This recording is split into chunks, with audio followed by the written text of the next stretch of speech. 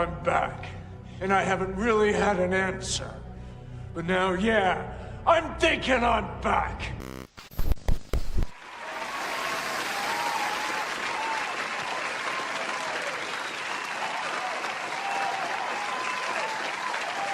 Let's go.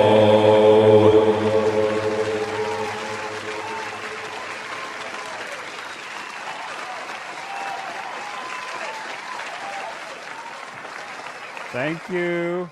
Thank you. Thank you very much. Everyone, take your seats, ladies and gents. I'm sorry I'm late, but I'm not late and gay because Pride Month is over.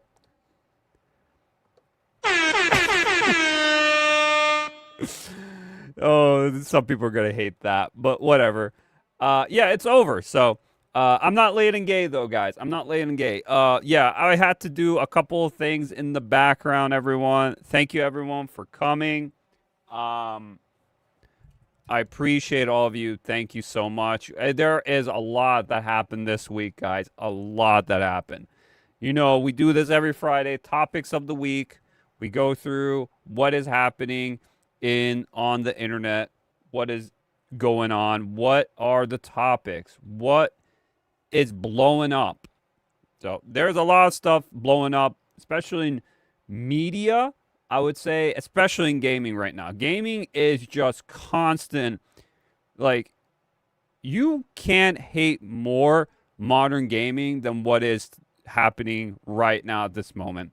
It's a peak, a historical peak of what is going to happen, and this is actually very, very important to the whole narrative, the whole aspect of what is to come for the near future. So this is actually very important. It's not about just gaming now.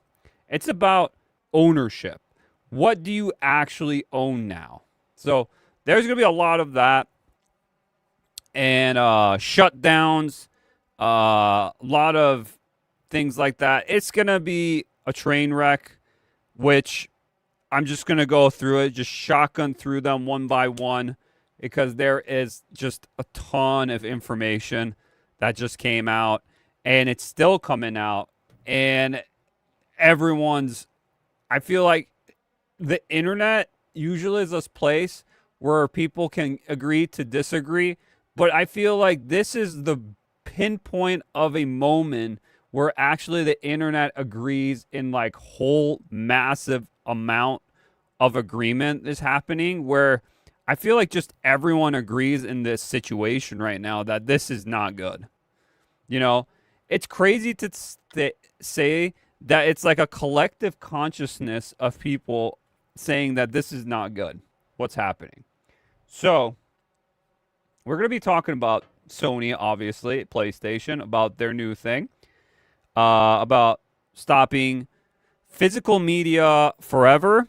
They're just literally getting rid of it, even for the next generational consoles. Same with Xbox, Microsoft. They're guilty as well of this. It's not just Sony.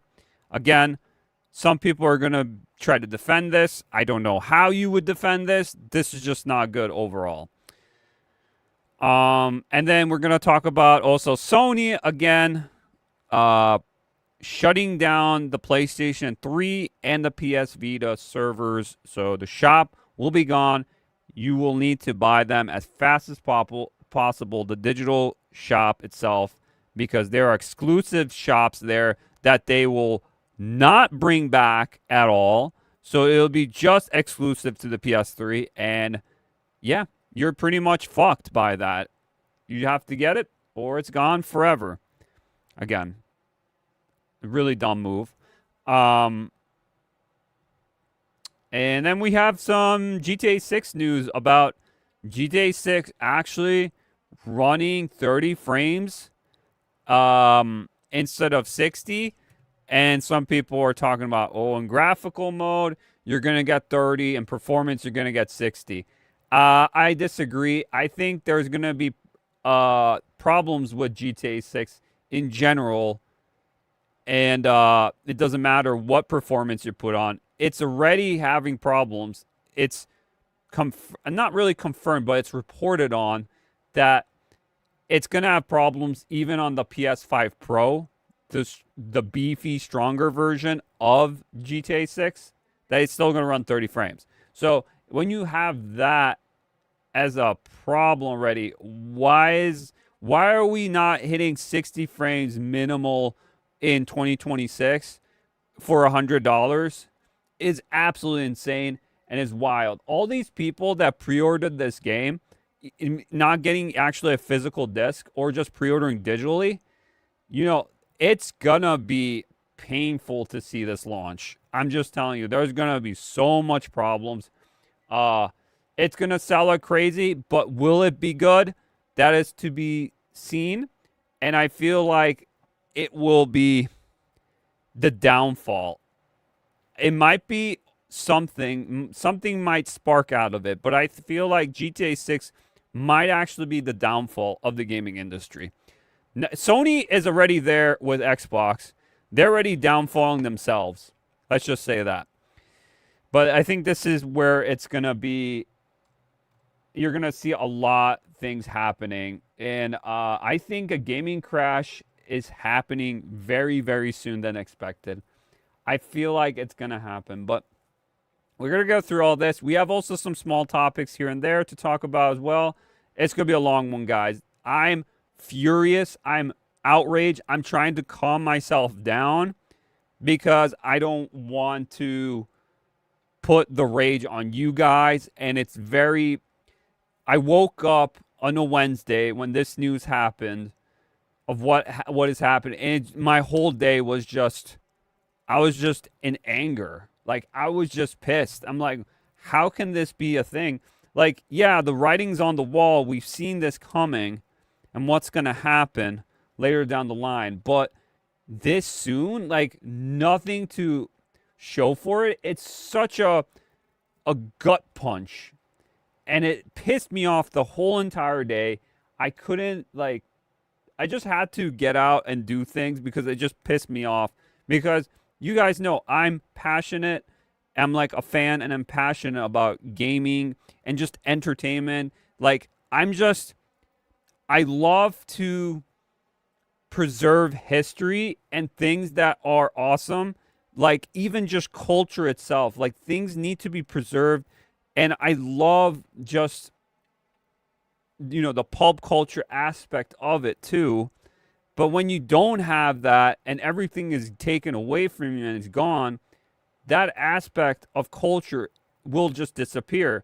There's nothing to show for it. So that's why it pissed me off the most. It's not because taking away your disc is really the problem. It is sort of the problem. It's just the morality of it, where they're taking away customers' choice. You don't have choices no more. You just have this, and you gotta just deal with it. It's like, no, there should be customer choices. There should be choices for other things to have, but apparently not. We're going to a new era with a digital future, and you're gonna like it. But the pushback is very strong. I've seen online. There is no one really saying they're for this. And the people that are saying this, they're lying to themselves. If they're liking what they're doing, they're lying to themselves. They're probably shills. They're paid off, or they're just bots, straight up. There's no reason. No one's happy about this, and that's why we're going to talk about today. But before we do anything, guys, you already know what to do. You know the drill. Like the stream. And sub if you're interested in any entertainment, pulp culture, gaming, movies, TV shows, all sorts of things. We do talk around here about those topics on here. I appreciate it very much. I thank you for that. No topics of the week, guys. Not topics of the week. No, I'm stupid. I'm stupid. Why did I say no topics of the week? No indie games of the week, guys. We're just going to go straight to smaller topics and then into the bigger topics that we're going to go through, because there is a ton. There is a ton of information. We might watch some videos too, give a little glance at what other people think about what is going on. I was actually trying to predict. There was a predicament for me too. Like I was thinking of, should I make a video about this situation or should I not? What do I think? That's why I was kind of quiet, even on Twitter or X or whatever you want to call it. I wanted to post something about this, but I was just quiet about it because I want to talk about it here with you guys. So that's why what I think about this whole thing, that's why I wanted to do it here today with you all, because it's a big deal. It's a big deal. Okay, so let's see how the stream's doing. How is the stream doing, guys? Hope everyone's doing well. Having a good Friday. Right before 4th of July. This is the 4th of July weekend. So happy 4th of July, Independence Day for America, if you live in the States. Hope you guys have a great day. It's been really, really hot, guys. It should be cooling down next week, but this week was brutal. Brutal, harsh weather. Very hot indeed. Very, very hot for that. Okay. It seems like it's good. There's like a delay, I see, but we'll go with it. There's a delay. It's not matching up when I'm talking, but it's fine. It's fine. We'll be fine, guys. We'll be fine. Okay.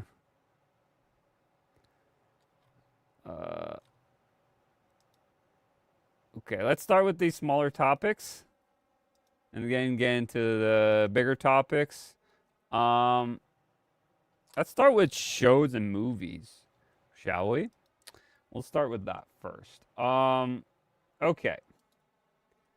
So, I'm on Geeks and Gamers, and they have this article here, and it seems like Christopher Nolan's The Odyssey trailer gets massively ratioed, nearly 3-11 in dislikes to likes.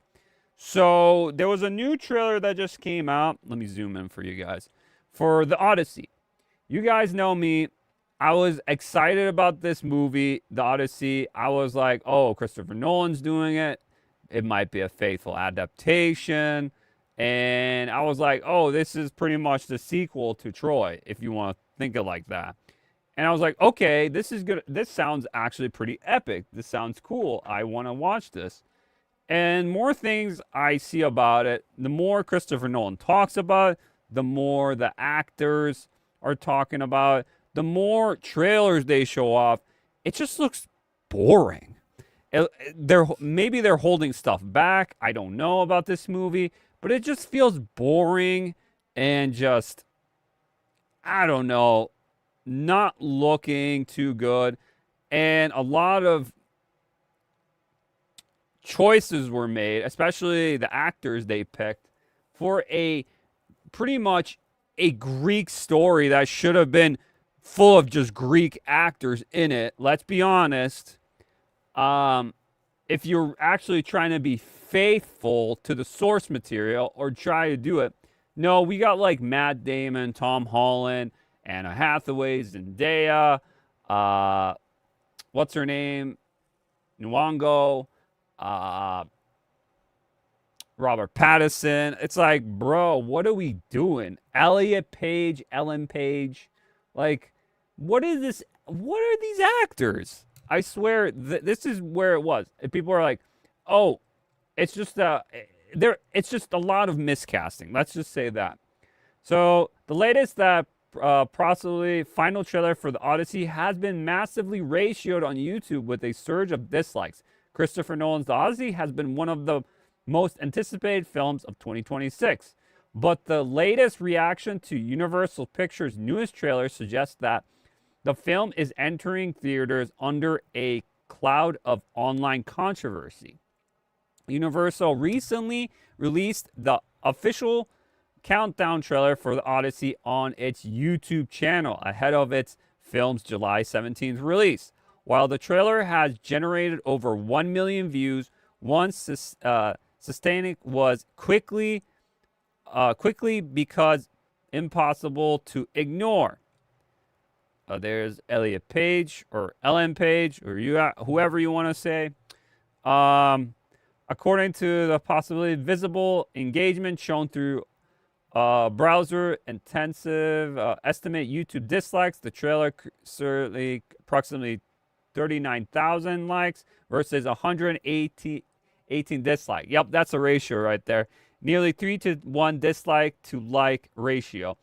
Blockbuster director Christopher Nolan and backed by one of the Hollywood's biggest studios. What kind of response? Highly unusual. That is fueled widespread discussion across social media about why audiences appear to be rejecting the marketing so overwhelmingly. So yeah, it goes on. But yes, so the aspect is, I saw the trailer myself. The acting doesn't look that good. Actually, the acting doesn't look that good. It looks super bleak. I don't know, just something about it. The marketing for this movie is absolute ass. I think it's just ass. I don't like the marketing. It could be a really good movie. I'm not saying that. Besides like race swaps, and all that, because yeah, it's just weird. It's like, oh, we're doing this because it's modern California Hollywood. That's pretty much it. And yeah, I don't know. There it is. Dan Kruger as Helen of Troy and Lupita Nyong'o as Black Panther's Warner Brothers. So she is playing Helen of Troy. So yeah, that's a race swap right there. Yeah. Also, what's his name's in here? Travis Scott in the Odyssey trailer. Again, this is pure Californian version of the Odyssey. It has to be. There's no reason. This looks so bad.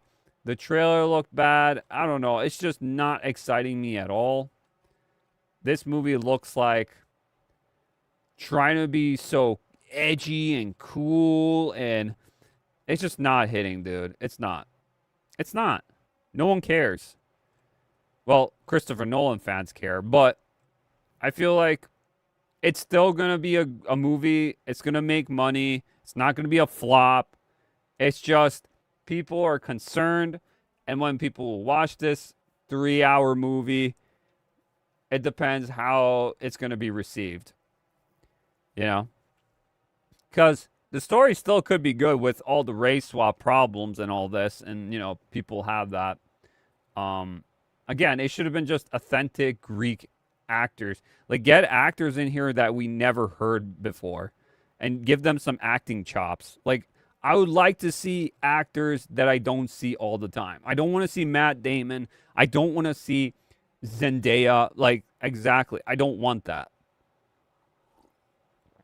Get us some new actors in here.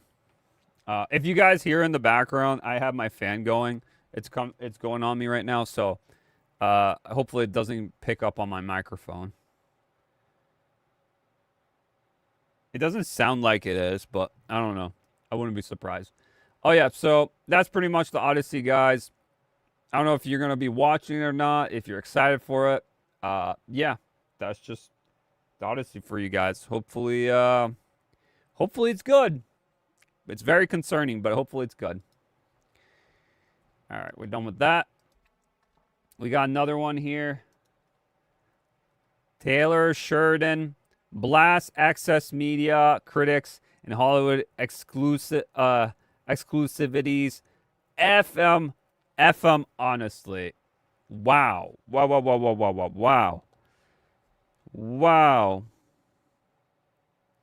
Holy shit. Holy shit. Taylor Sheridan has made some of banger-ass shows after banger-ass shows. Like, if there's a Taylor Sheridan show coming out, I'm already in. I'm already watching it. There are hit or miss. He had some hit or miss where it didn't connect with me, but most of them I really enjoyed. So, here we go. Taylor Sheridan has built one of the most successful television empires in modern Hollywood without following many of the industry's conventional rules set by access media, critics, and studio executives. The creator of Yellowstone, Landman, Tulsa King, Lioness, Mayor of Kingstown, 1923, and The Madison, which I did watch a little of The Madison, and I just stopped. It's not for me. It has become one of the Paramount's most valuable creative partners, and during a recent appearance in the Bill Simmons podcast, he made an abundantly clear he has little interest in pleasing critics, chasing awards, or listening to Hollywood executives. Based. He's doing it his own way, and he gives no two fucks about what other critics or other people think, or even awards that he's going to get. Because you know what? People are watching his shows, people are enjoying his shows, and if you have him as one of the services, the services like Paramount has him, but then they're going to lose him, I think, to Warner Brothers. Or I don't know where he's going to leave after. You're going to have some really good ratings on your show. So it's worth it because the ratings go up, the service goes up, and everyone's happy because of that, you know? Instead, Sheridan delivered a blistering critique of studio development, executives, access media critics, Marvel's storytelling approach, and even Los Angeles itself. Yeah, because his shows are very centered in like the middle of America. And in like Los Angeles and California, they don't really bring those stories up. So he's more grounded in that aspect and relatable to a lot of people, the hardworking men out there, blue collar jobs and stuff. And he's showing them up, if the rancher life, or with Yellowstone and all that, or Tulsa King with the mobsters, but also has a little thing with business. Different story. Landman with the oil business, like all that stuff. Yeah, it's just drama. It's literally drama for men, I would say. Like dramatic stories for men, I would say. Some women probably like it too, but it's just drama for men. And whatever he does is really good either way. Again, hit or miss with some of them, but most of them were pretty decent. Taylor Sheridan says he built his career by rejecting Hollywood's rules. So he just didn't do what he was supposed to do. Now, it doesn't mean if he gets a big piece of the pie that he will change. He might change, but maybe he won't. Maybe he'll just stick down to being representing like just the lower to middle class American or something, I would like him to do stories more. I think I'd like him to do more stories too, that like a little like Tulsa King and Landman, where it does have like cartel and mafia stuff, but it has some humor to it. I kind of like the humor to the aspect of the mobster characters.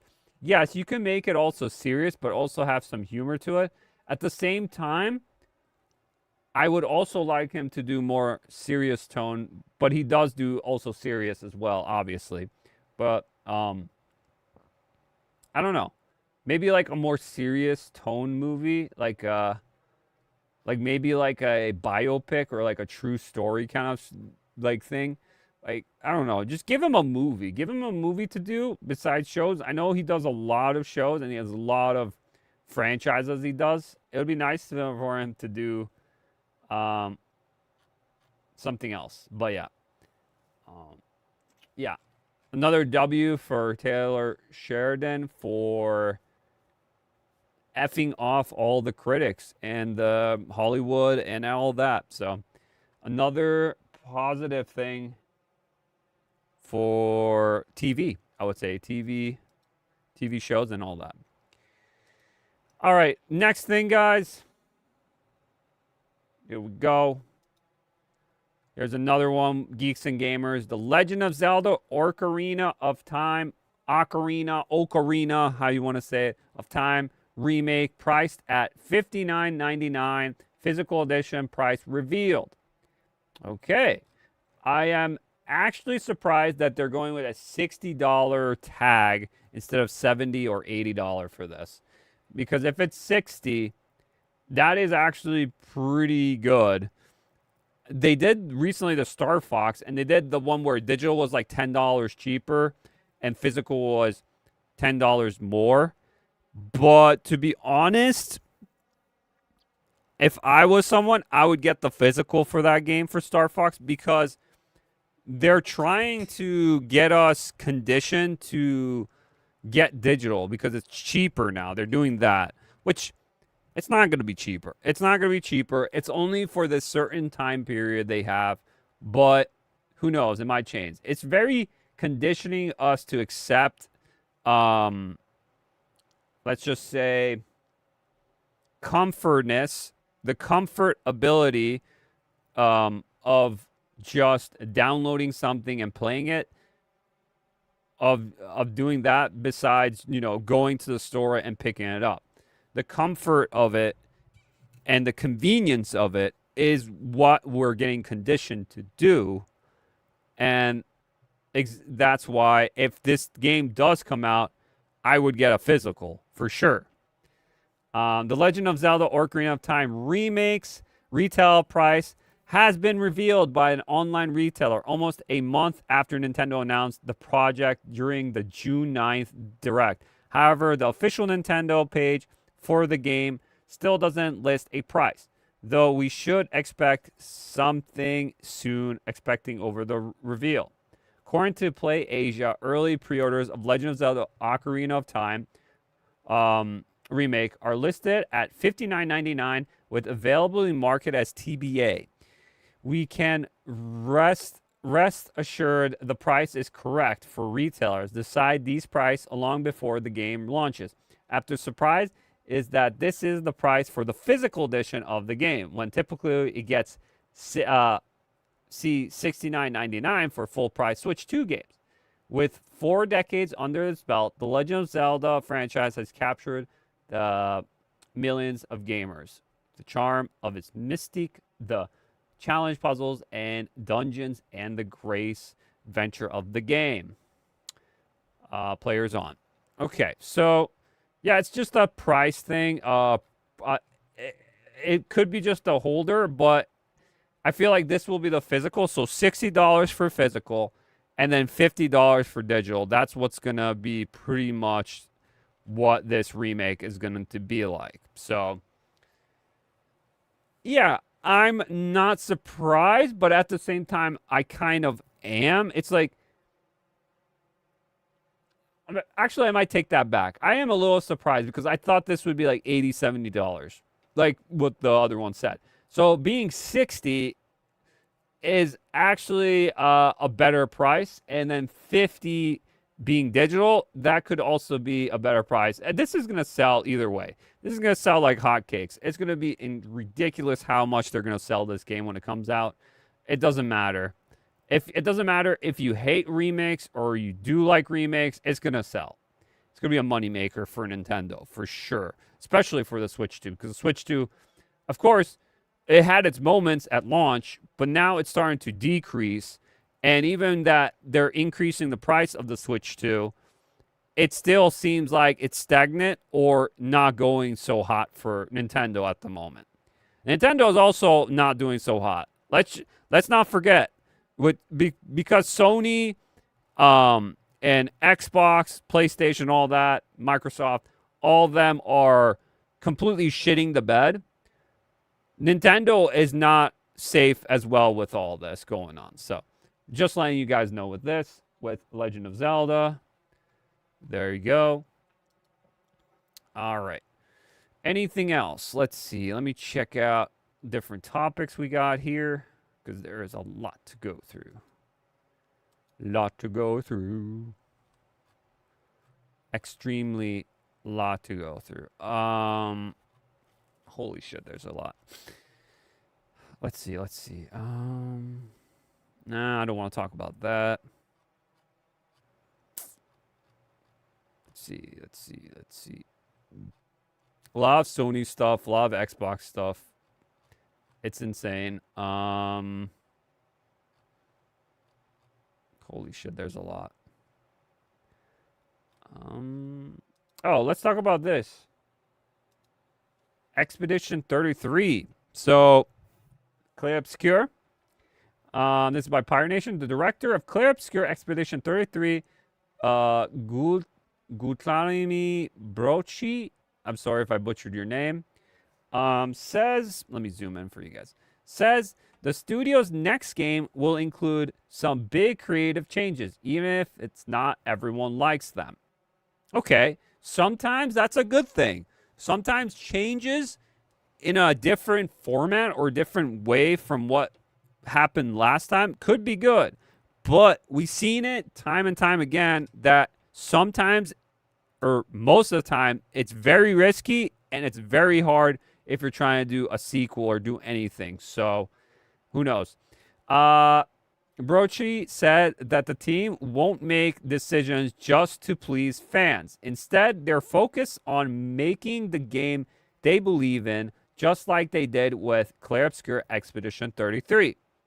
That's fine. If they have a vision of something they want to do and do something different or do something interesting, by all means, they've done a really good job with Expedition 33.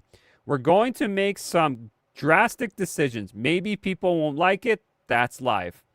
Brochi also said the studio isn't trying to make a game bigger or more successful than Clair Obscure Expedition 33. They want simply to make a game they're proud of. Okay. Or a game they want to play. That's a lot of devs say that. I want to make a game that I would like. I'm proud of it, where I did a great job and it's a game I would like to play.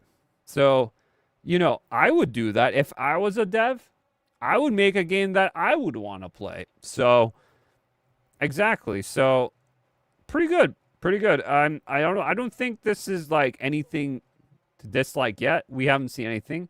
We'll see what happens. Some directors say stuff like this and go on to make a banger, because what it means is this will be a deeper experience with risky narrative and gameplay choices that don't have massive appeal. Other directors say stuff like this and become Neil Druckmann. Please do not become Neil Druckmann. That's true. That's true. Exactly. This is what I'm saying. It could go two ways. It could be something extraordinary or something different or something new, something that could even bring back something like, they didn't bring back JRPGs or RPGs in general. They just said, oh, remember this game? We can make games like that, guys, in the West too. Not just Eastern, but Western. So yeah. Or it can go the wrong way, like these bro said. So there you go. There you go with that. Expedition 33. Okay, what else we got here? All right. So if you guys are excited by Onimushia Way of the Sword, well, it seems like the release date has moved up from September 25th to September 4th. Nice. I played the demo of this game. I think I said this on this channel, and I really enjoyed it. It was fun as heck. I really liked it. My only complaint was I was playing mouse and keyboard. That's a no-go. Play with controller, guys. It's much better. That's what I was playing with mouse and keyboard, but I still made it. I beat the demo. I felt it was really easy. I think because it's the starting area of the game. But when you fought the boss at the very end of the demo, there was a challenge. There was a challenge gap there. So I did enjoy it. I want to play the other Onimusha games. I have on my Steam library, I have the first one and second one. I want to play them. I don't know if this is like a reboot or a soft reboot, but it's like the 4th, 5th, or whatever it is. I don't know about that. I'm not sure, but I did enjoy it. Just letting you guys know, it's coming out earlier in September than late September. So there you go. There you go. Onimusha, Way of the Sword. Way of the Sword. Here we go. Where we go. A lot of things. Holy shit. A lot of Sony. A lot of Sony. Oh, here we go. This is a rumor. I saw another person post this too. But this is by Smash JT. Now, take this with a huge grain of salt. Huge grain of salt, guys. There is a rumor going around that Neil Druckmann is on his way out of Naughty Dog as Intergalactic the Heretic Prophet is running into serious financial / development issues. Okay. This would be one of the wildest things if it's true. I don't necessarily believe it, but the way the industry is going, nothing should surprise me. Again, I wouldn't be surprised if this actually happens. I don't think it will, but how the industry is going with layoffs and firings and all this, if you don't have a game in your pocket that's actually making a lot of money, it's out. Pretty much you're out. So, I don't know. I would be okay with this because Neil Druckmann is the worst. He's a really bad inspiration to any new coming dev or anyone trying to be inspired to make games and do stories. He's really bad. And I would love it if Neil Druckmann gets out, he leaves Naughty Dog. Of course, it would be like promoting, oh, he's doing something different. He's going to open his new studio. He's leaving the company.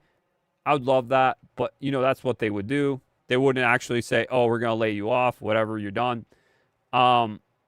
It would be Amy Hennig would come back. Would be amazing. Dude, Amy Hennig made one of my favorite franchises, which is Uncharted. And bringing her back, even though there was problems with Uncharted 4, like we talked about, and Neil had to come in, and they pretty much told her to get lost. A lot of things with Amy and then Neil changed and did. Uncharted 4 was still a pretty decent, pretty good game, to be honest. It's really good. The storytelling, the aspect, even though Neil literally just manipulated and changed some things here and there, he didn't do much to it. It was mostly Amy Hennig's writing that she already did all of that. So all they did was just change some things around. That's what all Neil did.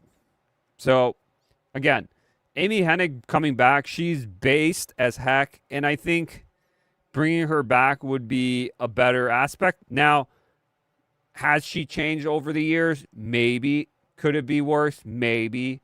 But I feel like she understands. I think she understands games more than Neil Druckmann here, pushing a message constantly. It's like, oh, this is what we're doing. This is the story we're going to tell. Because his stories are more darker than lighthearted, like some of the beginning of Uncharted was, I think. He's more darker with Last of Us and all that. He likes the dark aspect of things, which is fine. It's just, how is it told? It's not told too well.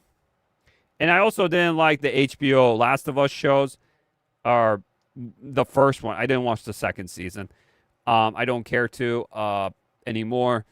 I think it was very generic, not that good of a show. The game is better, The Last of Us 1, even though spicy take here, guys. I thought Last of Us is a good game. I'm not saying it's bad, but I'd rather play Uncharted than Last of Us. Hot take. I like Uncharted more than Last of Us. Maybe I like the Indiana Jones aspect, the Tomb Raider aspect of it. Last of Us is very Walking Dead, which I like Walking Dead in some aspects, but at the same time, I just like the gameplay more for Uncharted than Last of Us. Last of Us has some good parts too. It's just, I just prefer it more. It is a great game. Not saying it's not. It's just it doesn't vibe with me as much as I like Uncharted. But yeah, this is a rumor. Again, take this with a huge grain of salt. Could be true, could be not, but it would be interesting if he does leave Naughty Dog. That'd be interesting. That would be very interesting. Very, very interesting indeed. Indeed. Okay, let's go. Speaking about Naughty Dog, let's talk about this real quick. I was going to bring this up back a little bit, but I don't know if this is true or not. Again, this is very interesting. You can add this to the pile of Sony's bad decisions, which we're going to get into with the big topic. According to a new report, Naughty Dog considered remaking the first Uncharted game before deciding to remake The Last of Us instead. The report claims Sony's visual art team created a prototype of Uncharted Drake's Fortune using the graphics from Uncharted 4. After reviewing it, Naughty Dog reportedly decided the game would need too many changes to its gameplay and level design to meet modern standards. Because of that, the studio chose to remake The Last of Us, which reportedly needed fewer changes. This report comes from data miners, the Campi, during a Last Stand Media podcast. That is absolutely absurd. That is crazy to think of. So Uncharted would have actually required them to make a game rather than a glorified movie. Saying it, Last of Us was a mistake. Don't care how good the first game was. Yeah. PlayStation really is just glorified movie player. PlayStation exclusives are so good, and they are all just video game movies with occasional gameplay. Yeah, you're not wrong about that. Yeah, that's sort of true. By 2035, we'll have The Last of Us remake, remastered, definitive Ultimate Edition with Nathan Drake still stuck on PS3. Yeah, Neil Cuckman doesn't like Uncharted. He straight up doesn't like Uncharted. He doesn't like where it's going and where it is. He just doesn't like that franchise. And he did work on it at one point. So you could tell he didn't like it. So Last of Us was instead of Uncharted 1. But it doesn't mean that we could still not have an Uncharted 1 remake. Now, I don't really want to change too much about the game, but I would like it to be in the gameplay style of Uncharted 4, because that was the best one gameplay-wise, I would say. It felt very natural. It felt good to play Uncharted 4. Now, that would be nice to see in that aspect, like they said, but I don't want really much of it changed, if that's possible. Just leave it the same, but just the gameplay, pretty much change the gameplay. The story and the cutscenes, everything, you use the same voice actors again. Just use it again from the PS3 or the Nathan Drake collection and just upscale it, whatever. I think if it was the same story, that's fine. Same cutscenes, pretty much. Just look better, fine. It's just gameplay needs to be changed a bit. That's it. That's pretty much it. But they were lazy and they went the lazy route. So, again, Naughty Dog and Sony doing something stupid. What a surprise, right? What a surprise. Okay. What else we got here? Here we go. Here's a little news information here too. Clear Obscure Expedition 33 director Guillaume Broch says Kingdom Hearts 2 is still one of his favorite action RPGs and a game that has inspired him for years. Nice. Kingdom Hearts 2 is a good one. That's a good one. I still like Kingdom Hearts 1. I still am a big fan of Kingdom Hearts 1. Kingdom Hearts 2 is also pretty good.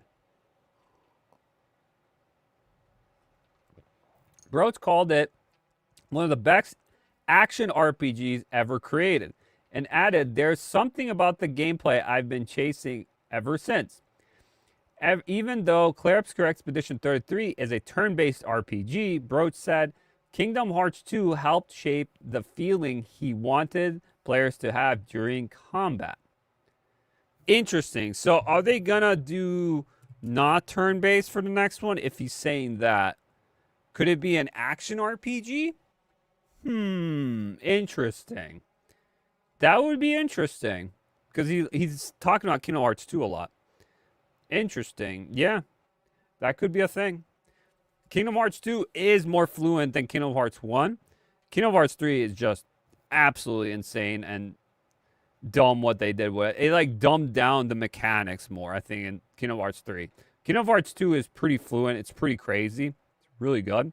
And then Kingdom Hearts 1 is clunky, but I still enjoy it. I'm still a big fan of that one too. But yeah, interesting. Interesting how he likes that. Okay. Let's see.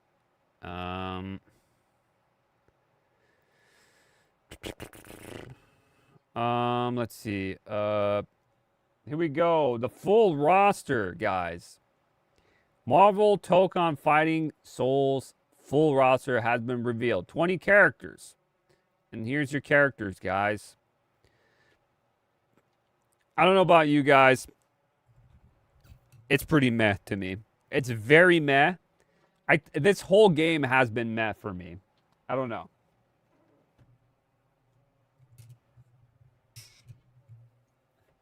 Hey, what's up, Maximus? I don't get why he would... Oh, let me bring it up. I could just bring it up here. I don't get why he would be part of the company still if he's gonna hate one of the own products. That's kind of what I'm getting from it. This maybe, I don't know, could be that. Are you talking about Neil Druckmann for Naughty Dog? I don't get why he would be part of the company still if he's going hate on one of his own products. Yeah, I don't know. I just know that he wasn't a fan of Uncharted. For him, he did Uncharted 4. He said multiple times he disliked Uncharted. But I don't know. It's pretty weird. Pretty weird about that. Pretty weird. But I know what you're talking about. Yeah, with that. Yeah, so where was I? Oh yeah, Marvel Tokon. Again, this game, from a stylized aspect, I'm not a big fan of it. I thought it looked fine. For some characters, it looks good, and some characters look kind of meh to me. And this is going to be your final roster for the game when it comes out, this 20. Of course, they're going to have DLC fighters and all that. But from what I see here about this, some of the characters and the picks are kind of weird to me. Personally, it looks weird. Maybe for some it's fine. That's okay with others. But I don't know. It looks weird. And some of the character designs look weird. Again, no Venom in here, but you have Carnage. Ghost Rider, it's a different type of Ghost Rider, which I did not know there was multiple Ghost Riders. This one is one with a car instead of on a bike. Blade is like a Japanese style Blade. Green Goblin looks good. Magneto looks good. Doctor Doom looks kind of baby face. I don't know why he has a baby face, but okay. Hulk looks kind of weird here. They didn't use they used Shuri instead of T'Challa for the man Black Panther. This is the woman Black Panther. We got Samurai. Looks like a samurai armored Iron Man. Captain America with a coat. I don't know about this Spider-Man. He looks kind of derpy. Miss Marvel, Star-Lord, Penny Parker, Danger, Wolverine, Magic, and Storm. I don't know. And Deadpool and Loki right here. I probably said that. Green Goblin looks kind of good. Green Goblin looks kind of cool. But I don't know. I see a lot of people are saying W. I think this is kind of, I don't know. Yeah. Yeah. I might be delayed. But yeah. About the Uncharted thing. Yeah. I might be on a delay, that's why. It might be a delay. I have to check it out real quick. But yeah, this is the Marvel roster. Again, I'm just I'm just gonna try this out. I know there's gonna be an open beta in, let's just say, I think at end of July. There's gonna be an open beta. I might check this out and play it for myself. The gameplay might be fine. It's just I'm not really liking the choices they made for the Marvel characters they picked for the starter. There's no Thor. There's no Hawkeye, Black Widow. Like, none of the Avengers really, besides like 2 or 3. Yeah, the choices are kind of weird. No Venom. Venom is like a must-have with Spider-Man, I would say. But we have Carnage, which is interesting. But yeah. Just about the Uncharted thing. Yeah, so let me see, because I might be on a delay. But yeah, that's Tokon for you. Let me see here real quick. Tokon.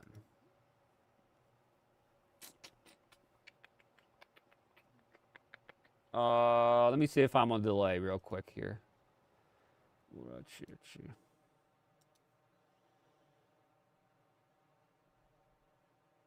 Yeah, I might be on a tiny delay. But yeah. Yeah. I thought you were talking about the Uncharted thing. Yeah. I thought about it. Yeah. Yeah, it's kind of weird. Yeah. It's just like a tiny delay. It's not too much, but it's tiny. Just looked at back in the stream. All right. Let me see here. So we got the Tokon down.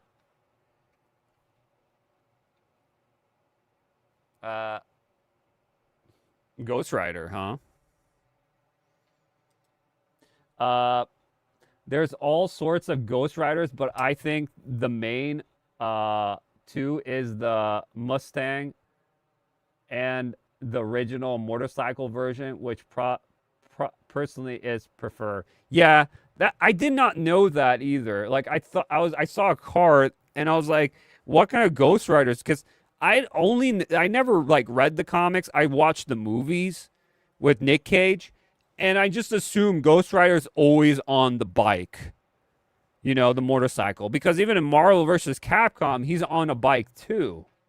You know, so that's why I was confused. And like, why is he using a car, and what is this design of Ghost Rider? It was just weird.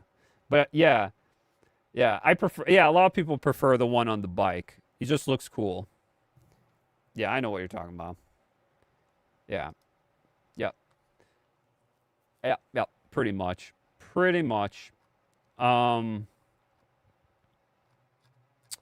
Let's see. We got some interesting things. We should probably go into the main topics now. Because I think I went through a bunch already. Let's just start with GTA 6, because this has been reported. I've seen it other places too that has been reported about GTA 6. This one by Pirate Nation. Digital Foundry. So this is all by Digital Foundry. They brought this up. That says GTA 6 is not expected to run at 60 frames per second on any PS5 console, including the PS5 Pro. Ooh. Hey, yo, what the fuck? No! Huh? Holy shit. In 2026, we can't even hit 60 frames with console. Ooh! Ow!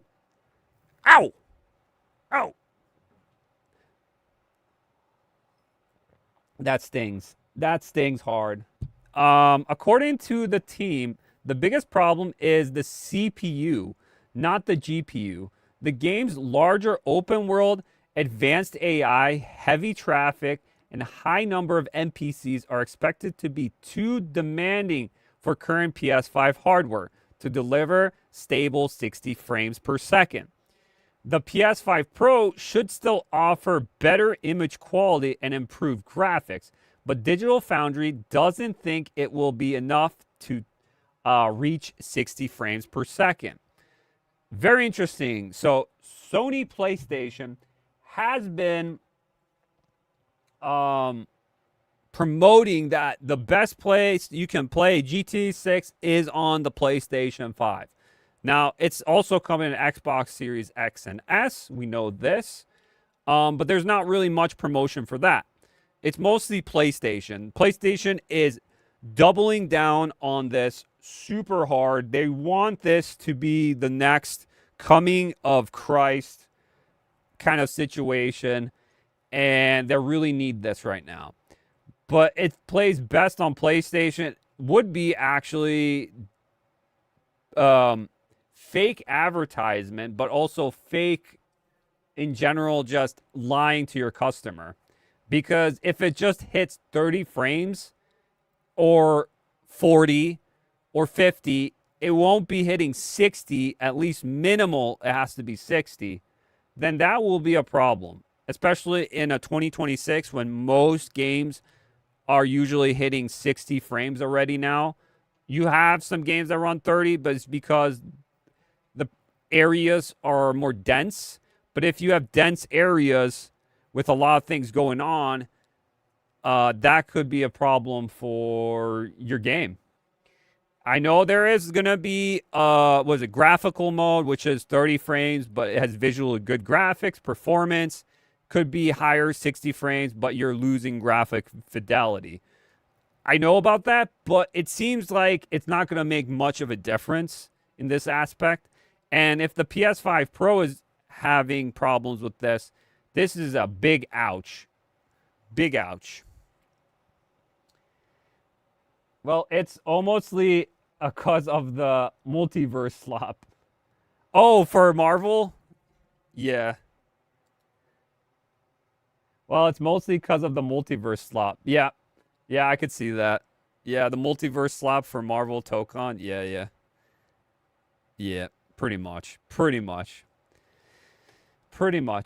Yeah, I'm on a delay or something because it's always a little delay. But I know what you're talking about. I know you're talking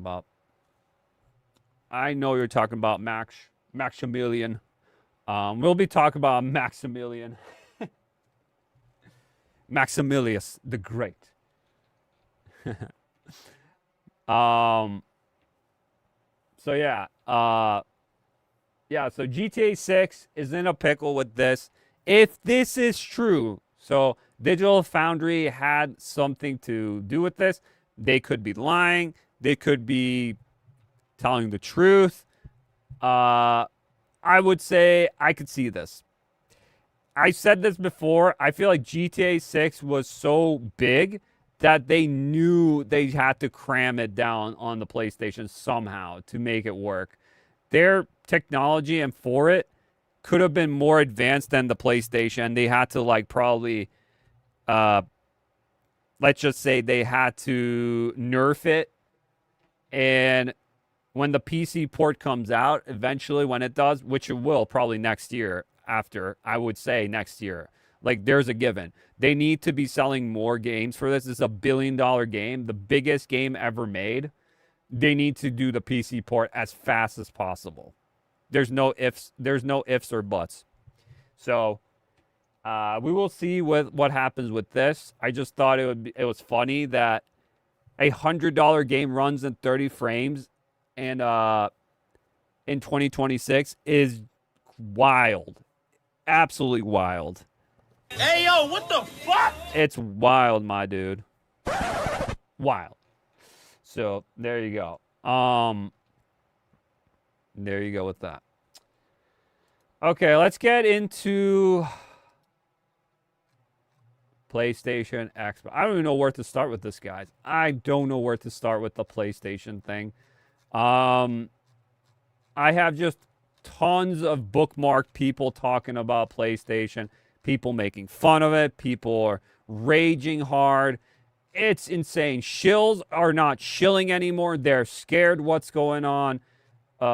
Journalists are actually saying this is not good. Now they're actually with the gamers. This is crazy. Like everyone, I feel like a collective of people are just literally saying fuck Sony for doing this. But also Xbox. Xbox is doing the same thing. They've been doing digital for a while now. So there's nothing new about that. Nothing new about that. I don't even know where to start. Let's start with this. Let's start with this. I got this article here. We're going to start with this article. And then there's a lot of things, other stuff I have to go through here. So PlayStation is ending physical games as Sony confirms digital-only future beginning in 2028. Holy shit. Like I said this in the intro in the beginning, I found this out on Wednesday morning, woke up, checked my DMs, checked everything, what was up, and this pissed me off. It literally pissed me off for the whole entire day. I had to do different things. I was just like, I got to get this out of my head. This pissed me off so much because the reason to have a console is to actually have a physical ownership of your game. Okay, let's get this right. This is why console is the better place for physical things than PC. Now, I wish PC would go back to CDs, but they've been gone with CDs for a while for PC. It's been all digital, pretty much. It's all digital. It doesn't matter. It's all digital. It's a digital future of it. Oh, we got another one here. Let's see what you see here. Rockstar has been kind of kicking the can from the looks of it with GTA 5 or 6. My bad. GTA 6. I'm a little far from my monitor, that's why. I mean, I'm sure it will be a beautiful game, but I feel like they maybe underestimated their hardware and software even. I agree with this comment. I agree with this one. I think what I've said before with GTA 6, I think it's definitely going to make money. It's definitely going to be super big and everything. Now, how the game is presented, it looks wonderful. Like we said before, it's still questionable. A lot of images they showed, is that actually console footage? It's not actually presented as console. It's just like, oh, here's some footage. It could be from console. It could be. But I wouldn't be surprised it's also a PC version. Who knows? But I agree with this that GTA 6 came out way too far in the life cycle. I feel like it should have came out way, way earlier. But they milked it so hard with GTA 5 and the shark cards and the online aspect of it. And then Red Dead 2 came out, and that was pretty good. Red Dead 2 was really good. So, yeah, the worlds are going to always look good, very detailed. Rockstar always are very visual, and they have a lot of details that you can do around the world. It's just like they messed themselves up. They pushed harder than they thought, and they had to tone it down a bit. So they nerfed themselves. They had to nerf themselves because the consoles can't keep up with what they were doing, you know? So I agree. With GTA. That's for sure. That's for sure. Yeah, I agree. They messed up a bit with that, but we'll see. I always say it's going to be the downfall of AAA gaming. It could be, or it could be the best thing ever, best thing ever made, which I doubt. I doubt it's going to be the best thing. It's GTA. You already know what you're going to get. So I don't know. It's not going to invent anything new, per se. It's just going to give that urge of people that have FOMO to play it right now because it's been there for years. I've been waiting 13 years for this moment. Like, bro, have you played any of the other GTAs? You could have played the other GTAs in 13 years than this, you know? No, I'm not going back. Those mechanics suck. They're old. Like, that's a lot of people's mindset, and it's really dumb. If you like the game you played, dude, I went back to play some old ass games because I liked the franchise. I played the newer version. I liked it, and I went back to play the old stuff, and I still liked it. So you could still like things. It's a little hard. Now, PlayStation. Let's read a little into this. So here we go. This article here. Sony Interactive Entertainment has officially confirmed that many gamers feared would eventually happen. Physical PlayStation game discs are coming to an end. Ba, ba, ba. Holy shit. Literally, the appeal of a console is to get physical games on it. That's the only appeal of a console, my dude. You literally took away the appeal of a console. This is why everyone's going to be moving to PC. This is why everyone's moving to PC. You can't make this shit up. In a major announcement, publishers on the PlayStation blog, Sony revealed that beginning in January 2028, all new games releasing on PlayStation console will be distributed exclusively in digital format. So you have one store. You don't have options no more. You only have one store, and that's it. Where PC, and I see people, oh, why would you care? You've been playing digital on PC for years. Oh, yeah, because that's all I have. But guess what? I have options. You guys won't have options. You have one storefront, and that's all. You're not going to have options to play your games how you want.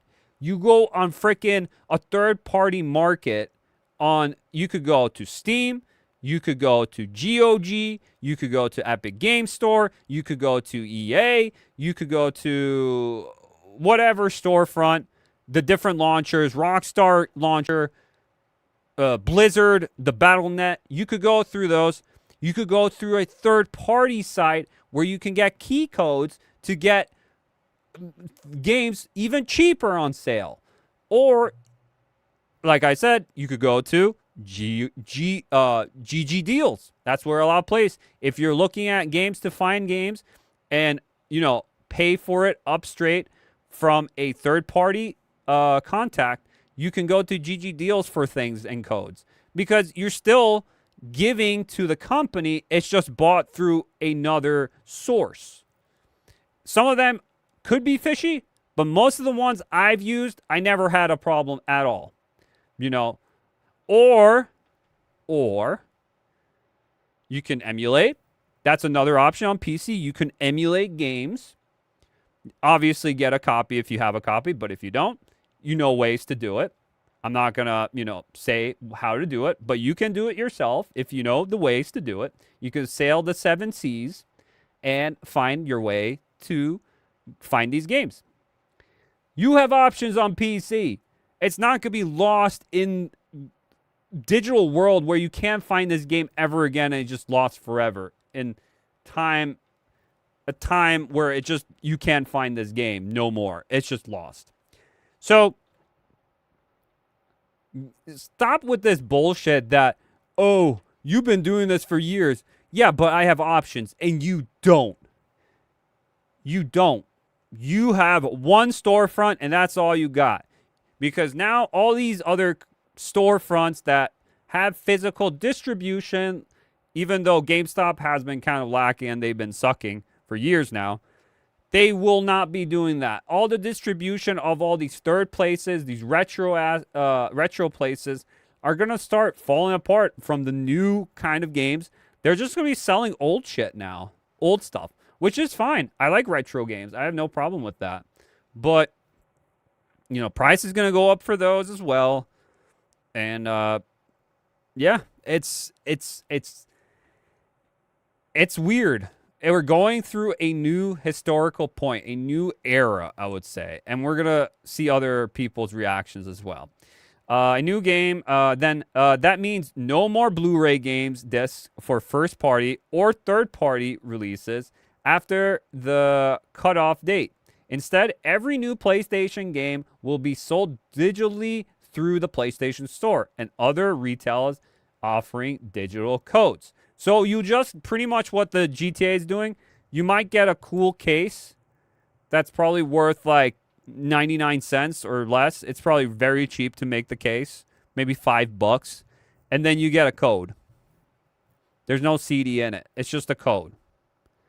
So I remember Fortnite did this one time. You bought the game, and there was nothing there, just a code. Fortnite did that back then. They tried to physically get you to buy a Fortnite case. I remember they did that. I remember that. It was so bad. So bad. A lot of companies did that too. But it phased out. And now it's actually coming back. Yikes. Again, Blu-ray games. You know Sony owns Blu-ray stuff? So that means Blu-ray's going away. And you know what that means, right? If Blu-ray's going away. Your physical media of movies and TV shows you have will be gone as well. This is going to be a domino effect for anything that's physical media. Straight up. So, that's what I meant. It's like a historical point. Because media itself, like anything you own physically in media, will be this. So, I thought I got a message real quick. No, I didn't. Okay. I had a message by someone. So, movies, TV shows, music has been sort of gone away. Vinyl came for a little bit, but that was just, vinyls were just almost like a fad. It's there though still. People can still do vinyl. But a lot of the old stuff is coming back, and it's trendy now to have some old stuff because people want to relive those days. There are people that bought like Walkman, I see. Like, there's some like young people out here getting Walkmans, and I'm like, holy shit, dude, I haven't seen that for years. Or those old flip phone cell phones, like a Razor. I'm like, bruh. I started with the Razor phone. Are you shitting me? Holy shit, dude. That's crazy. That's crazy stuff. Yeah. That's crazy stuff. That's crazy. Let me put this up on the screen. So here we go. The only supposedly good thing about this is how you'll be able to sell physical games on eBay for more now, because they'll be more rare or even collectible items to a higher extent. Yeah, this is the market's gonna go up, so everything will be more expensive for retro stuff. I agree in that, but I don't know. For that aspect, it would be good for the market for that, because retro, like anything now, it's just everything that's going to be physical is pretty much going to be retro now. It's just retro, but yeah. But for a digital aspect, you can't sell it really, because if you have the code, you put it into your game, you can't sell the code. So you have to rebuy the code to play the game again. So. Yeah, unfortunately, that's the problem. But that's why it's like distribution could be very crucial for this.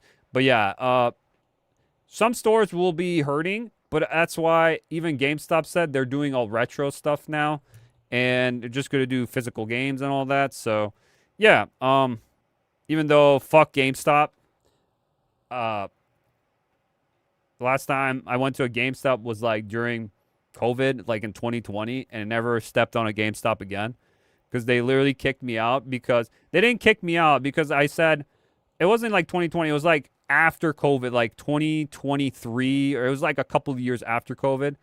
I know one of the employees had a mask on, and I was like, bro, they literally said you don't have to wear masks anymore. And I said, and she's like, I don't care. I want everyone to wear a mask. And I was like, bruh, I think I'm going to get out of your store. I'm good.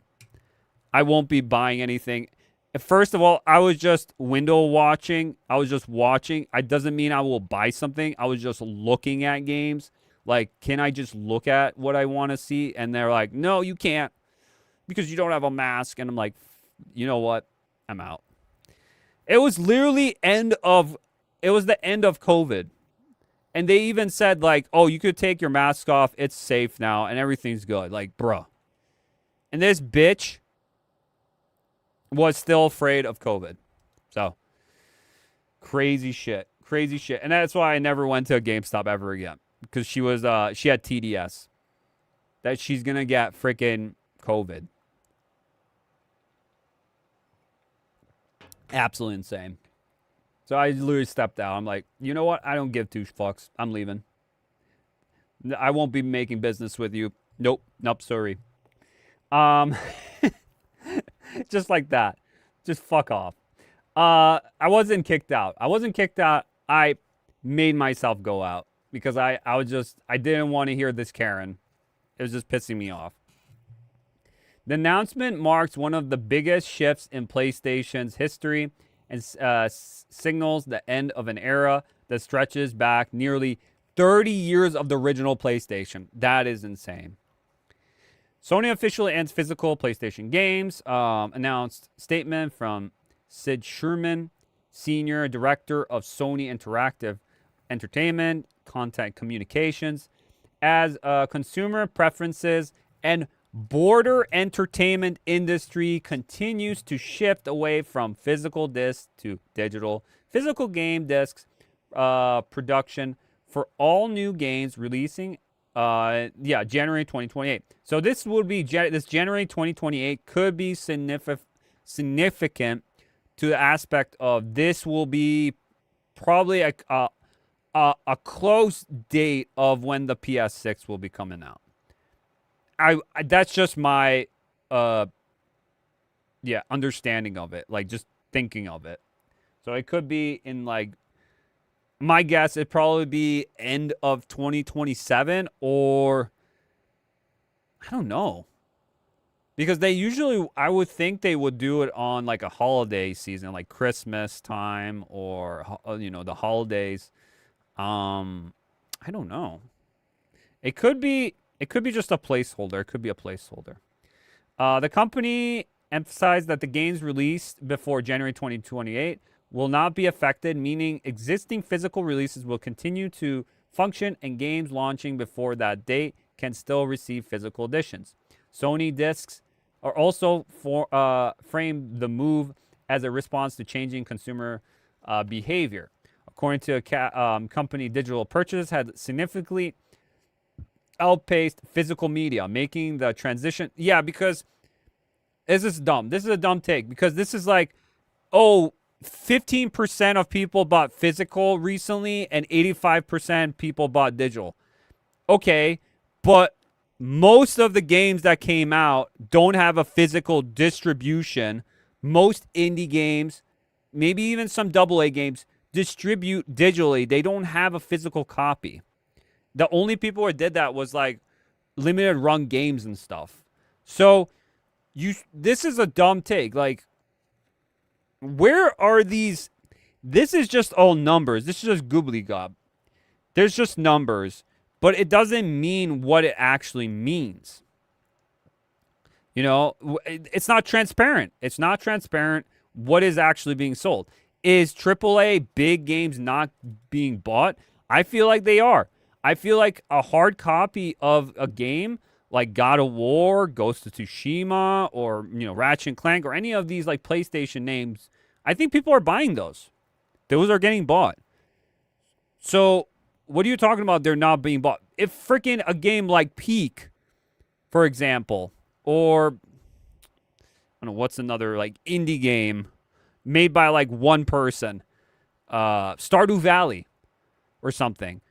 They don't have a physical edition because they have a digital. They didn't have money to distribute it physically. They have it digitally. So because I don't know how many people downloaded this game and bought this game digitally, does it just mean that, oh, physical's bad? That's why no one's buying physical? No. That they don't implement that at all in these facts. They don't. Let's see. For collector preservation advocates and consumers will prefer owning the game. This announcement is likely to be devastating. Physical games have traditionally offered several advantages over digital purchases. The ability to buy used games for lower price, lending games to friends and family, trading or reselling games after finishing them, maintaining ownership even if online storefronts eventually close. Digital only purchase eliminate virtually all those benefits. Once purchased, games remain tied to the user's PlayStation account with no secondary market and no ability to transfer ownership. Yikes. Yeah. I don't know. I don't see anything positive about this, but I don't know.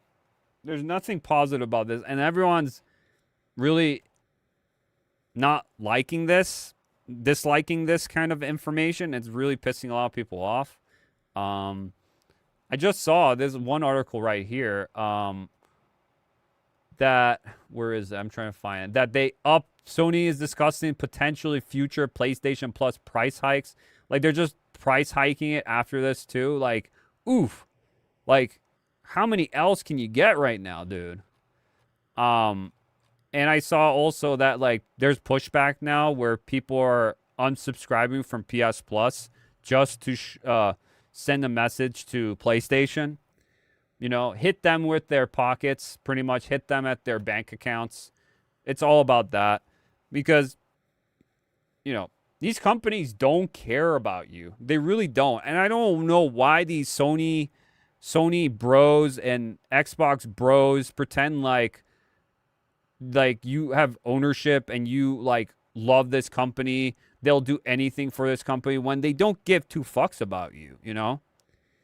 And I feel the same way about other companies too. Like, I'm not 100% about Steam as well, even though I buy a bunch of games on Steam and I love their setup of Steam, you know, Valve and Steam, but I'm not 100% with them either. You shouldn't be 100% with any of these companies, to be honest. It's just, how do you just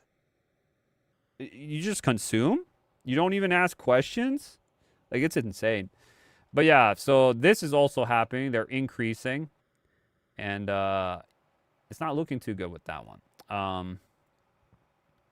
More significant, what happens to game prices? Oh, yeah. Since games are going to be digital, the games are going to be cheaper, right? Right? No! Huh? No. They won't be. If they're going digital, they're not going to be cheaper. They're probably going to be even more expensive. So, yeah, they can just almost like a monopoly, but it's not a monopoly because it's their own storefront. They do whatever they like, I guess. But they've been doing that for a while. It's just, they're just taking away an option from you. That's all it is. It's not really a monopoly. It's their own, you know? So, for that. Oh, my gosh. This is crazy. The industry has been moving for this from movement. Yeah, the writing has been on the wall for years. I agree. We've seen this. How many times there was like, get this day one, and then physical comes out later, you know, kind of deal. We've had this so many times. There was a choice. They've also did this one time. I remember this. It still pissed me off. I wanted to get a physical edition of Medieval because I love that game. They had the remake of it on PS4. And they would only give you the deluxe edition for digital only. So, because I was like, ooh, ooh, I kind of still want the cover. I still want the CD. I still want to like have it in my collection because I have a bunch of collection of games, physical. I would like that. But then they tease me with the deluxe. You get all these cool stuff with it and everything. And I'm like, oh, this is very hard to choose. But I did get the digital, which I wish I didn't.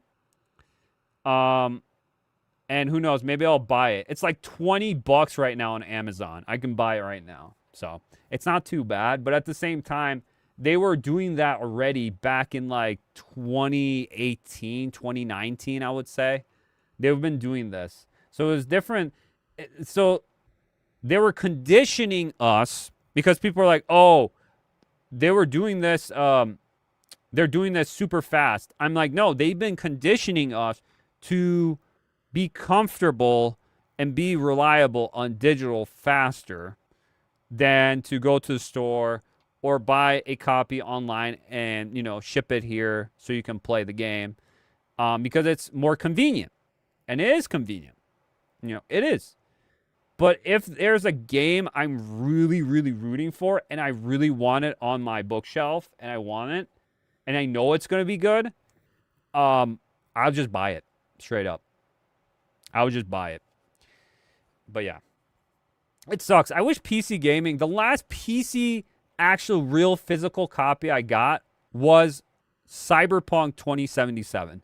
They had a physical copy of that. And after that, I don't think I've seen a physical. There might be some still physical copies out there. I think that I saw like Jedi Survivor for Star Wars. I think I saw that one. But there's not really much left for PC CD versions. Because when you put it in the CD in, it pretty much sort of just takes the file off your CD and puts it on your PC. So you don't have to constantly put your CD in your PC, which most PCs these days don't have a CD drive in them already. So that's already also conditioning us, per se, to accept digital. So another reason why. So we've been conditioned to accept digital for a while now. And now it's just the hard punch to the gut to you where it's like, now that's all you're getting. Kind of deal. So, you know, it's sad, but it's real. It's the reality. Even Nintendo, historically the strongest support of physical game cartridges, has increasingly embraced digital distribution through the Nintendo eShop. We just talked about that with Nintendo, highlighting just how dramatic the industry has shifted over the past decade. Still, Sony making the decision off officially represents the watershed. What was it? Washed moment. So yeah. Okay. So yeah, that's happening. And then we got Nintendo could be the last console manufacturer with physical media, analysts say. But for how long? Again, they want to push digital. Digital is starting to get more cheaper. They're trying to make the cartridge $10 more.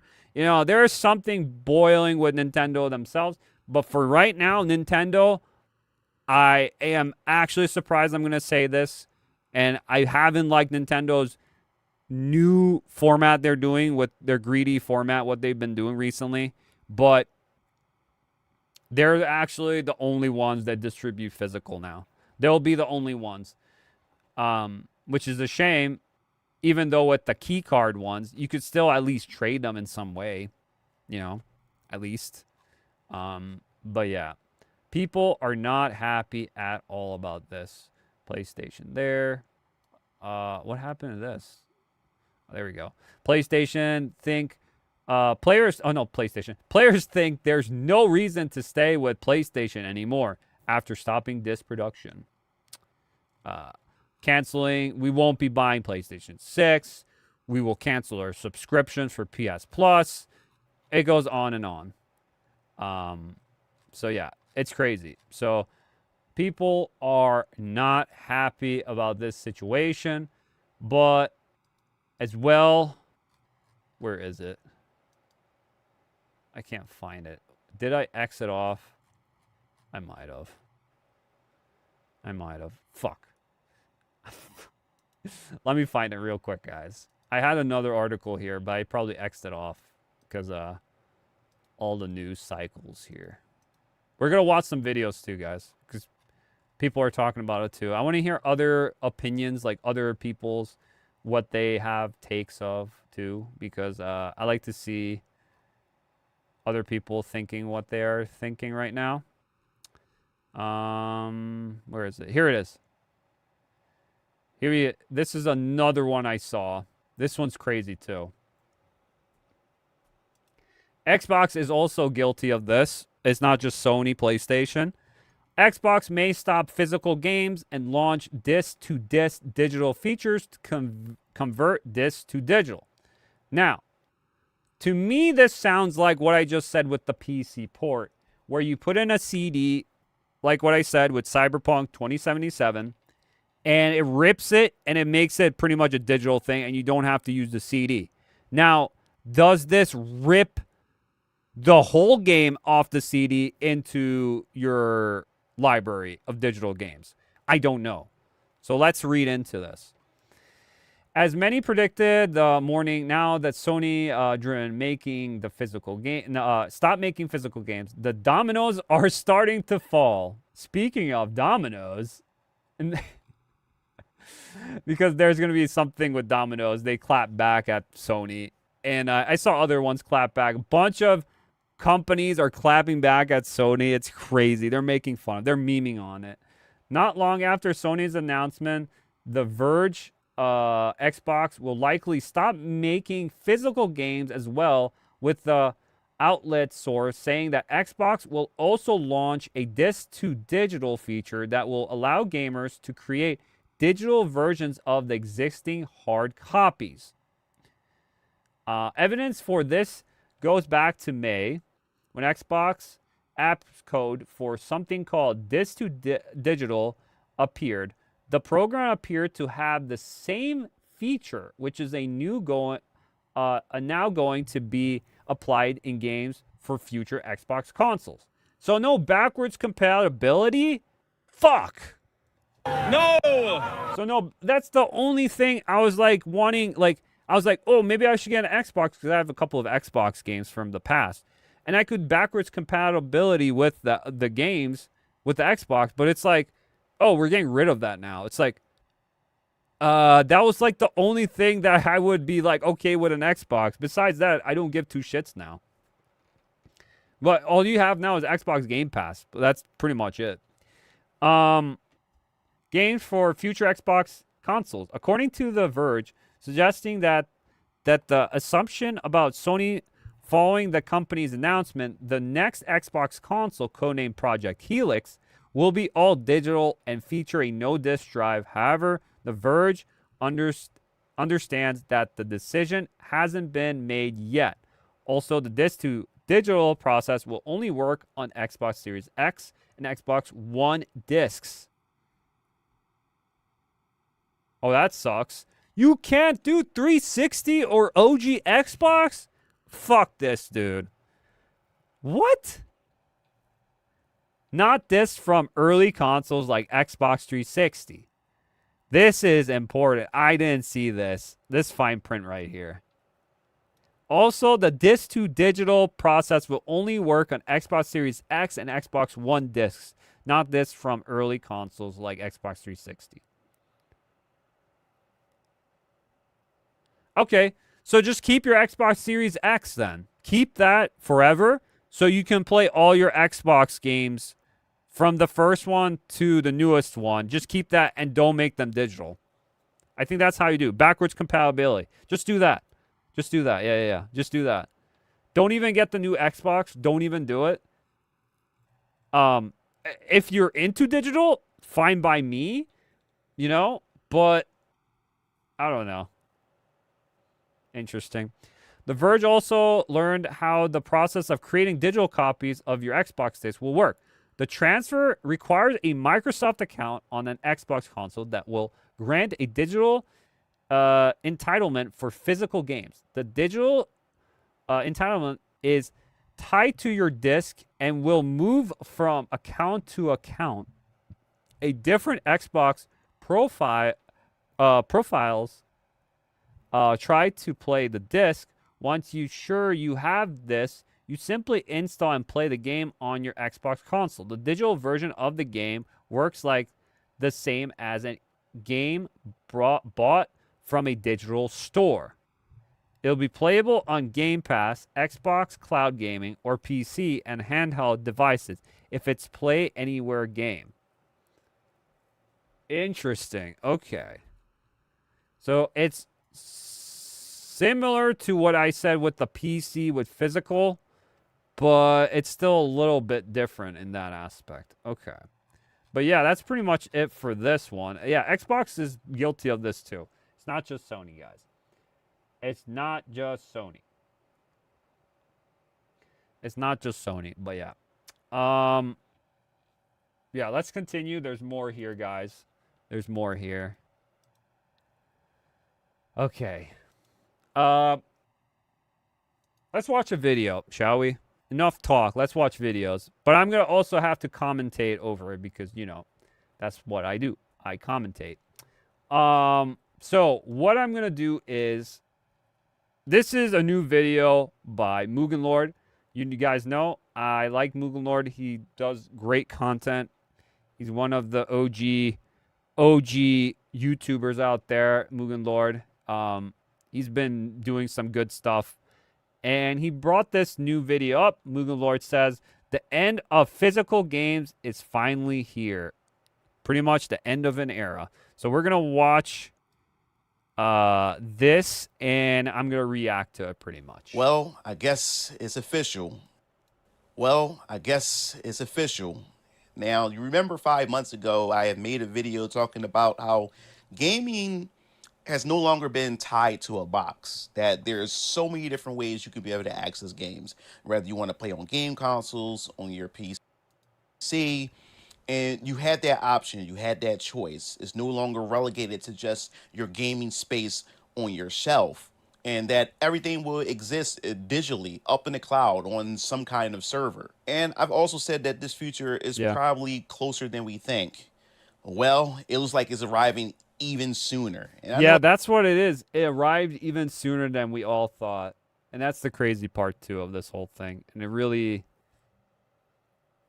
is a punch to the gut. We're like, shit. We knew this was going to happen, but this soon, again, it could be Agenda 230. I know people are saying, oh, like, what are you talking about? It's like, you know what it is.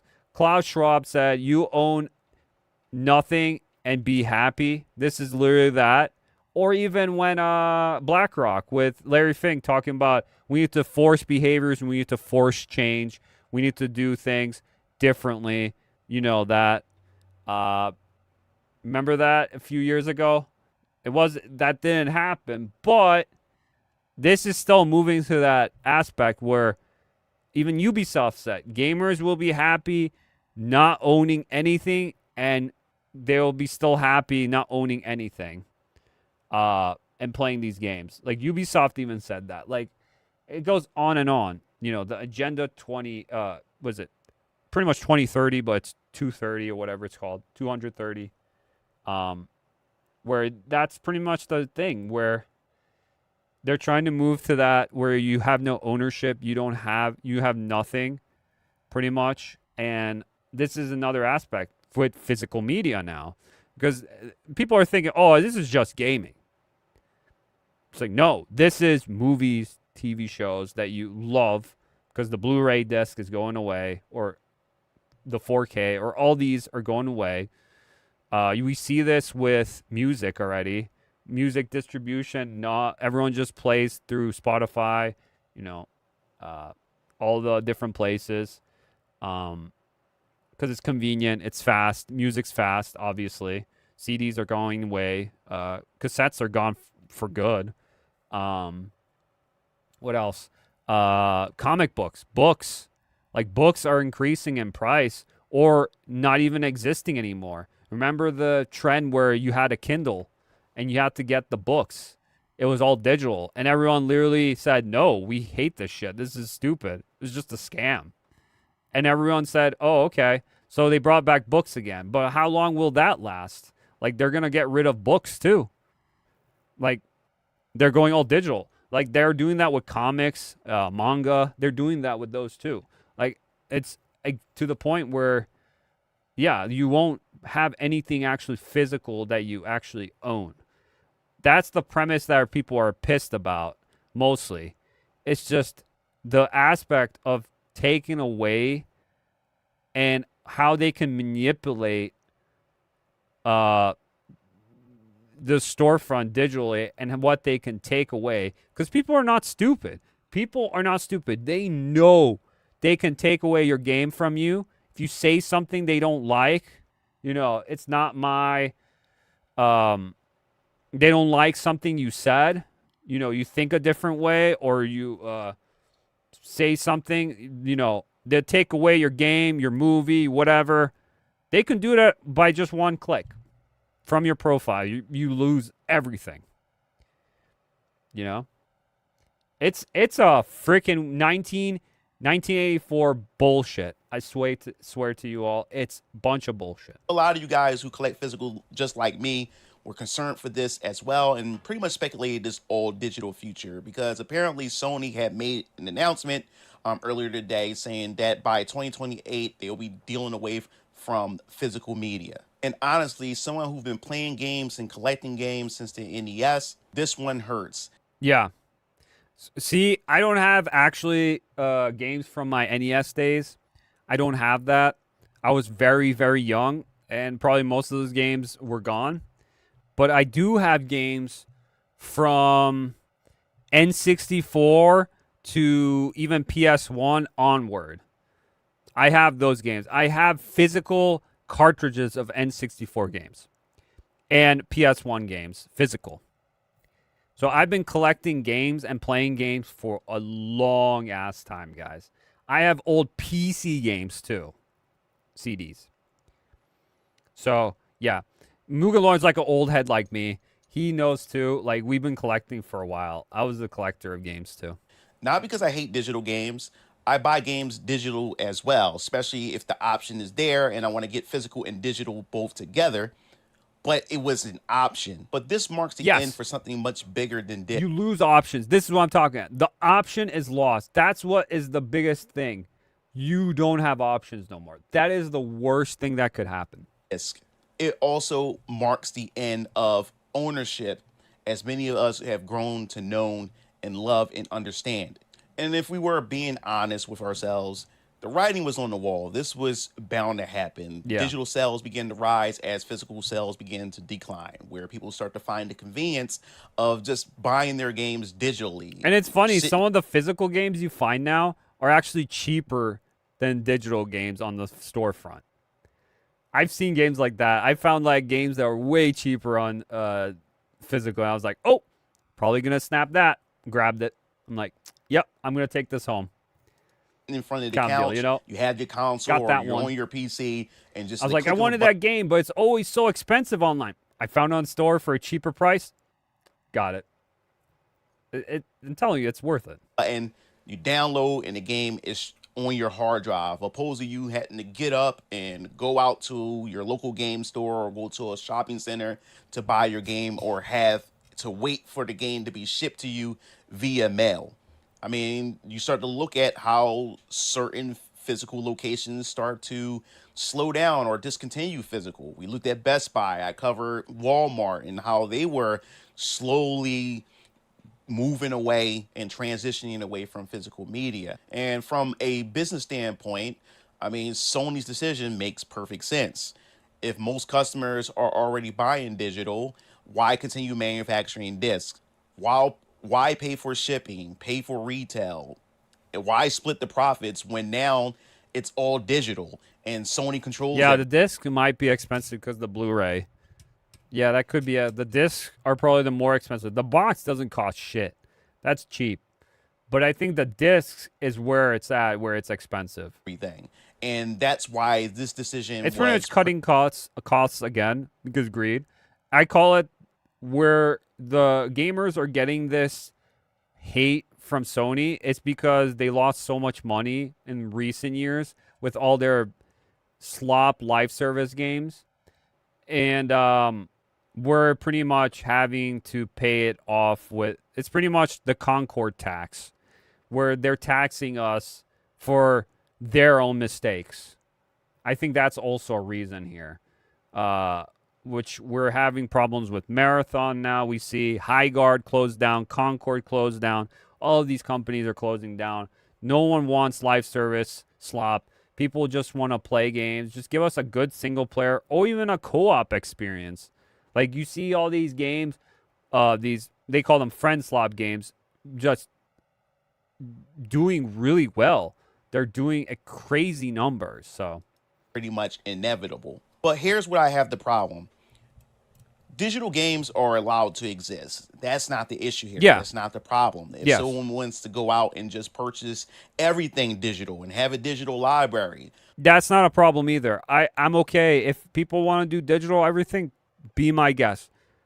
I'm telling you, options matter. Power to them. Allow them to. Now you cannot gift a game to a child, wrap it up in a present, and put it under the Christmas tree for him to or her to open it up during Christmas Day, because now you got a fucking code. There's your present. Here's the code. You lose the experience of actually owning it or seeing what is the surprise on their face when they get actually a physical game. Here's a gift card. Here's a code. Here's a PlayStation Store credit thing. It's like, bro. It ruins the fun of actually having it. Dude, when I was younger, I loved it. When Christmas came along, Christmas, even Christmas night, not even day. I remember opening my presents. Even I would get like 2 or 1 present to open at night. And then in the morning, I got to open all my presents in Christmas. And it was wonderful. It was a blast because I've been waiting for this game for years. I was so excited. I was like, I saw like back in the day when YouTube was really young and everything, and I would just get excited. I want to see more. I'd watch all these, interviews with the developers and all that. I was really into that stuff. I'd watch it like summer came with E3. I would get excited, want to see all these brand new games showing off. Yeah, that excitement is pretty much all gone. Obviously, when you get older, stuff changes. You get to do different things. Stuff changes when that happens. But the aspect of that for next generations to do that is going to be completely gone. That cultural impact is going to be gone. So the Nintendo 64 kid meme is going to be gone. So there you go. That's another aspect a lot of people forget. Be able to do that. But my issue is consumer options, that consumer choice where we have the options of whether or not that we want to purchase our games physically or want to just go out and just buy our games digitally. But when those options begin to shrink and those options begin to disappear, then can we call it options? Can we call it a choice when now the only option that you have is digital only? Yep. It's mandatory, and companies now gain more control, and that's part of the problem and the concern that I have. Yeah. And every time we have this conversation about physical media, people will always resort to, it's just about collecting, and it's not about that. It's about ownership. Yes. Once I purchase this game, I own it. I have it. It can no longer be taken away. These videos, oh my God! You put the nostalgia music. These videos you see on YouTube. Oh my gosh, dude. Yeah, he knows. Away from me. I can sell it. I can trade it. I can display it. I can keep it forever. Digital, most of the time and almost all the time, doesn't work that way. Your library only exists and it ties to your account. Yes. So if your account becomes compromised, something happens to it, you can get locked out of your account, which means you lose everything. And that's a problem. If the license agreement changed between developers or studios, or even if a studio happens to merge or an acquisition happen, or if that company goes bankrupt and dissolve, your entire library that consists of that studio is going. All that money that you put into investing in that digital library, it's going. And we've already witnessed it. I mean, just a couple of days ago, Sony had just made that announcement that consumers going to be losing hundreds of movies. Oh, yes, we didn't talk about this. I was going to bring this up too. Like 500 plus movies were just taken off the PlayStation Store that you bought, and now they're just out of your library. You can't even get them back. Nothing about refunding, giving your money back. It's just completely gone off your library that you bought. All these movies are completely gone. Absolutely insane. This is why I never bought anything on these consoles that had to do with movies. I would just buy them physically, or I would go through live service, or I find other ways online, obviously. But, yeah, if I wanted to watch something and real fast, I would just get it a one-time, purchase for like really cheap. It's just rent one time, and then, that's it. It's like $1 or $2 for just a movie, very cheap. That's fine, but like, yeah, that's ridiculous, dude. There's more to it. There's more, but From their digital library that they've purchased because of some licensing agreement between other studios. And this happened a couple of days ago. But Yep. Sony have already done this in the past. Also the 30-day, if you haven't been online and the 30-day, they can like lock you out of your game. Bullshit. Again, L after L, Sony. Sony, this generation, dropped the ball so hard. It's ridiculous. Xbox dropped it a while ago. But Sony, I'm so glad I never got a PlayStation 5. I'm so glad I never got a PlayStation 5. I was like, after PS4, I got a PC. I saw the writing on the wall that this is going to be coming faster than you think. PS5 was a filler generation. This whole generation felt like a filler. It felt like a PS4.5. It didn't feel like actually a leap in any generation at all. It wasn't a leap. The only leap I can think of was the SSD, I would say. I think that's it pretty much. Maybe load times were shorter and things were more snappier and faster, but the performance wasn't there for games. So, again, it's just a filler. Same with Xbox, PlayStation. Switch was the only one that actually innovated and did something new and became this pretty much this portable console thing that started a trend, and then Steam Deck joined in. A bunch of companies started doing their own Switch kind of style games and stuff. Switches pretty much. And that was new. That was fresh. Now it's just Switch 2. It's just a beefier Switch, but it's like, okay. Yeah, they look good, the games and everything. It's just like, I don't know. It's just a little overwhelming. Not overwhelming. What is it? Just not really much, I would say. Not saying it's bad and all, even though I think still expensive for Switch 2. Now, actually, Switch 2 is actually the cheaper option if you think about it in the long run now. It's just the games are super expensive. That's the problem with Nintendo, too. So I mentioned in the video when it came to Warner Brothers and many other studios during the Discovery acquisition that Sony and a lot of their consumers or a lot of the people within their ecosystem has lost those movies. I think another thing that we don't talk about enough is the secondhand market when it comes to used games. I know a lot of people had grown their library based off of used games, because let's be for real. I mean, growing up, I know there's a lot of you guys, and I've known many people who just can't simply buy a game at a new price. They just go to a secondhand market and grab the game used. And stores like GameStop and many other locations had pretty much prosper off of the secondhand market when it comes to used games. We no longer have that option if everything is relegated to an all digital era in digital gaming in general. Selling games, trading games, and help fund your next gaming experience. That's what a lot of people have done. They trade, sell their games to get another game to be able to experience, and they can choose whether or not that they want to add this game to their collection or sell and trade it in to grab another game. Another thing I never Yep. understood about digital Or games. give it to your friends or your siblings or your kids. Have you ever thought that? Pass the game around kind of style?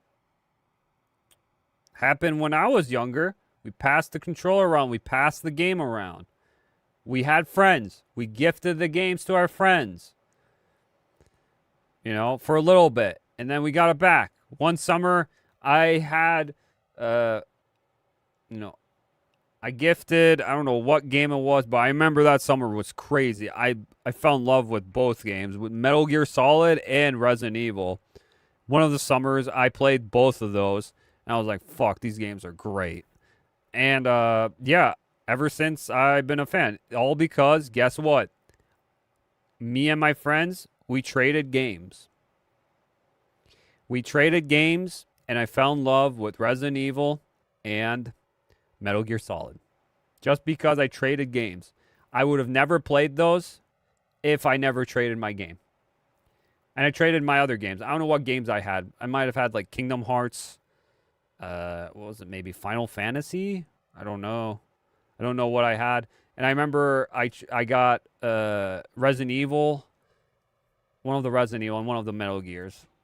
And I went back and played all of them. I was like, holy shit, I love these games. These games are so good.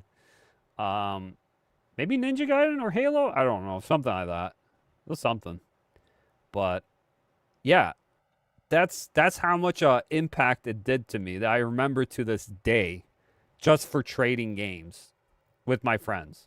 Is the fact is that if going completely digital, That's it helps the developer. impact. It makes things much cheaper for the fact is that now you don't have to worry about packaging, shipping, retail distribution. Now I do that with my family group, my siblings, and a couple of other people. We just do family group on Steam, and that's the only way we can actually trade in some way our games with each other. So we can like borrow them pretty much by playing them digitally.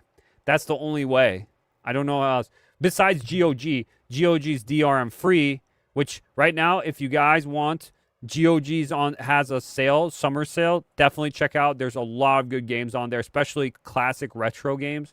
I highly recommend. DRM free, and you can download them as like a file and have it forever on your PC or wherever you have it. Even download it on a CD. Make your own case out of it. Here's something really cool. Make a case out of it. You can even make a unique different case or just use the same case. Copy, make a case of the game, put the CD in it, and it's just your version of the copy on your PC. That would be a cool little hobby or little thing to do too. And if that is the case, why are games still at full price, even though that they're digital? Like, think about it for a second. If it's cheaper to produce, then why us as the consumers don't see that benefit at all? Sometimes we pay the same price, or in some cases, even more, while receiving fewer ownership rights over the games that we have purchased. Yeah, there will be the ownership rights of digital stuff is so behind of what is going on now today that it will be outdated by the time we actually get into this era, because there's literally no digital rights at all. There's none. And by then it would be too late because a lot of the rights would be outdated.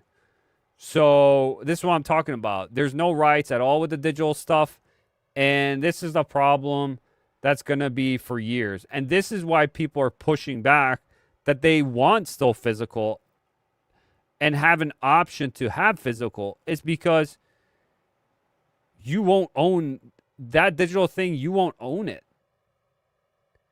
And that's what scares most people, you know?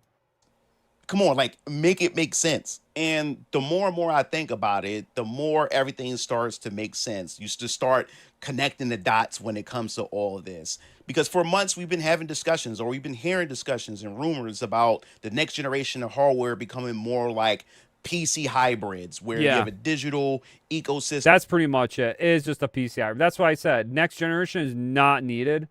I would recommend a lot of people looking into PCs right now because everything's going up, yes, and a lot of like the RAM shortage and all that is artificially created to inflation, like artificial inflation or scarcity of RAM.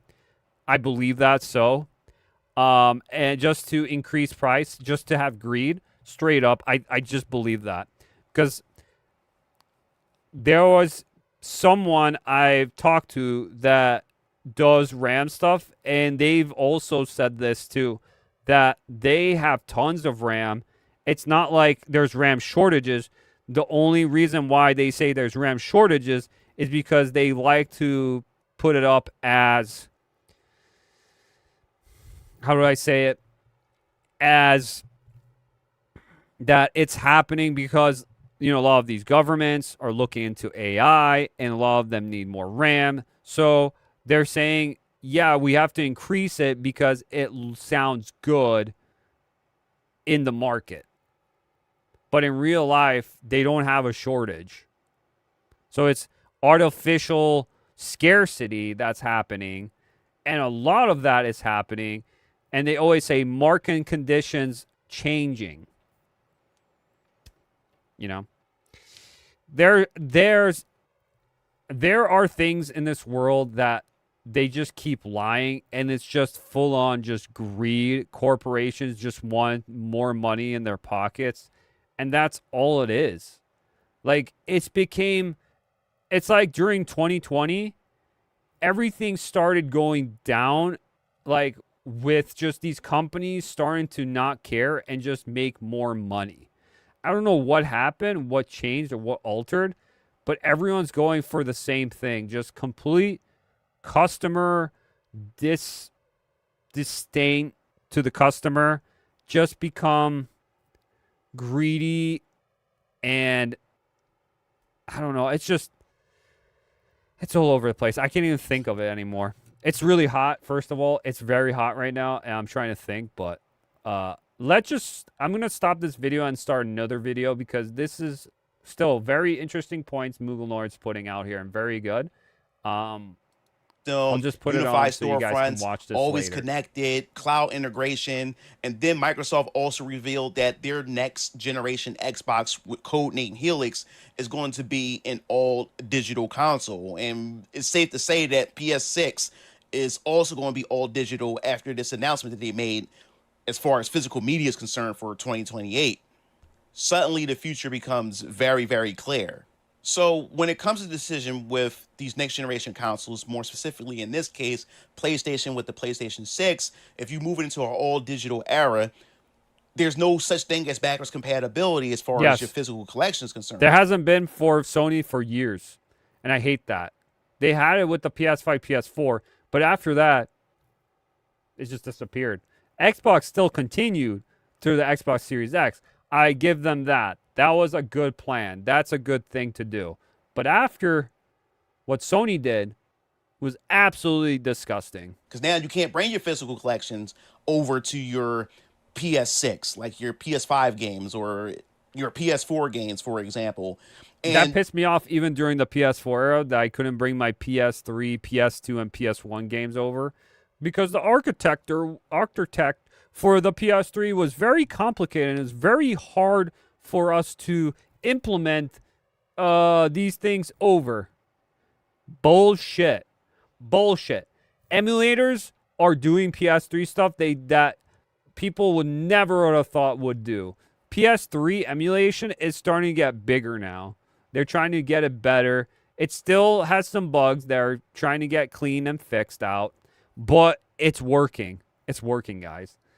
PS2 has been working for years. PS1 has been working for years. Bunch of bullshit that you couldn't do that. I don't know why. They just couldn't. No, they were pretty much getting us ready for this next generation to have this implemented. They were getting us ready even during the PS4 era. PS4 era too. think about the amount of money that these developers or these publishers, and more specifically Sony, can now make. Because if you're a person that's been collecting physical almost your whole damn life, and now you have this next generation of console that's digital only, you can't bring them over to your physical to this new console. Now you have to go repurchase a lot of your physical games, but now in a digital format.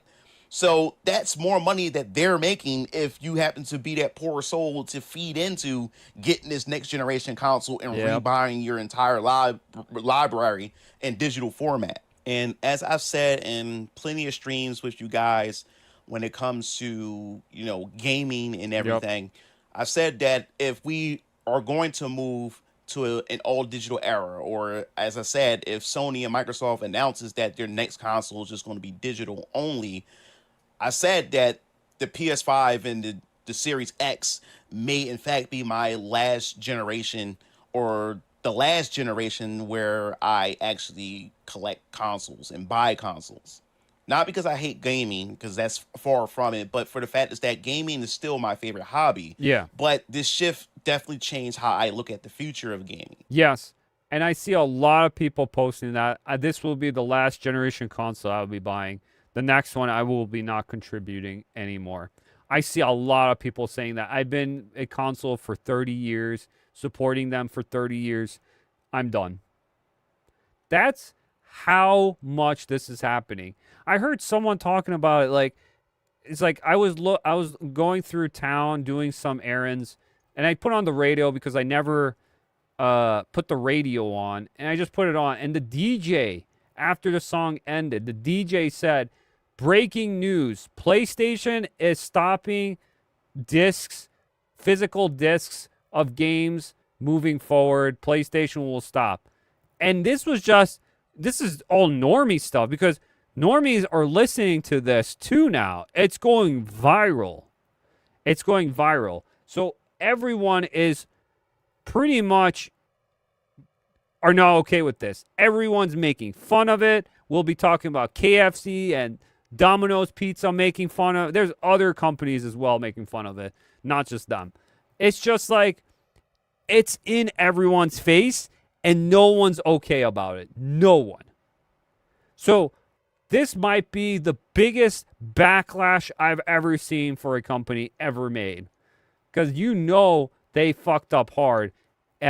They might be losing actually PlayStation 6 sales. I wouldn't be surprised if they are like, oh, you know what?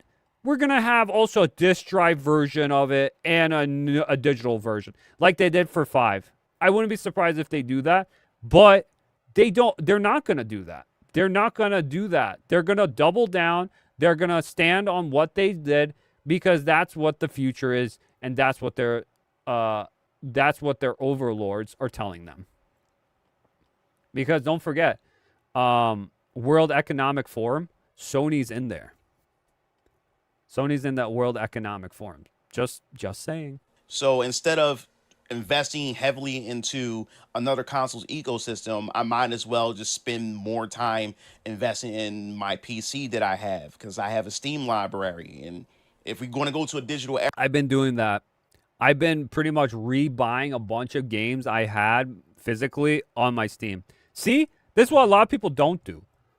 They actually buy the physical thing, and after a while, they'll buy a digital one. I bought 2 twice. No, I bought a game 3 times, if you want to be specific about it, guys. That's crazy, dude. Because I'm probably going to get it on GOG as well.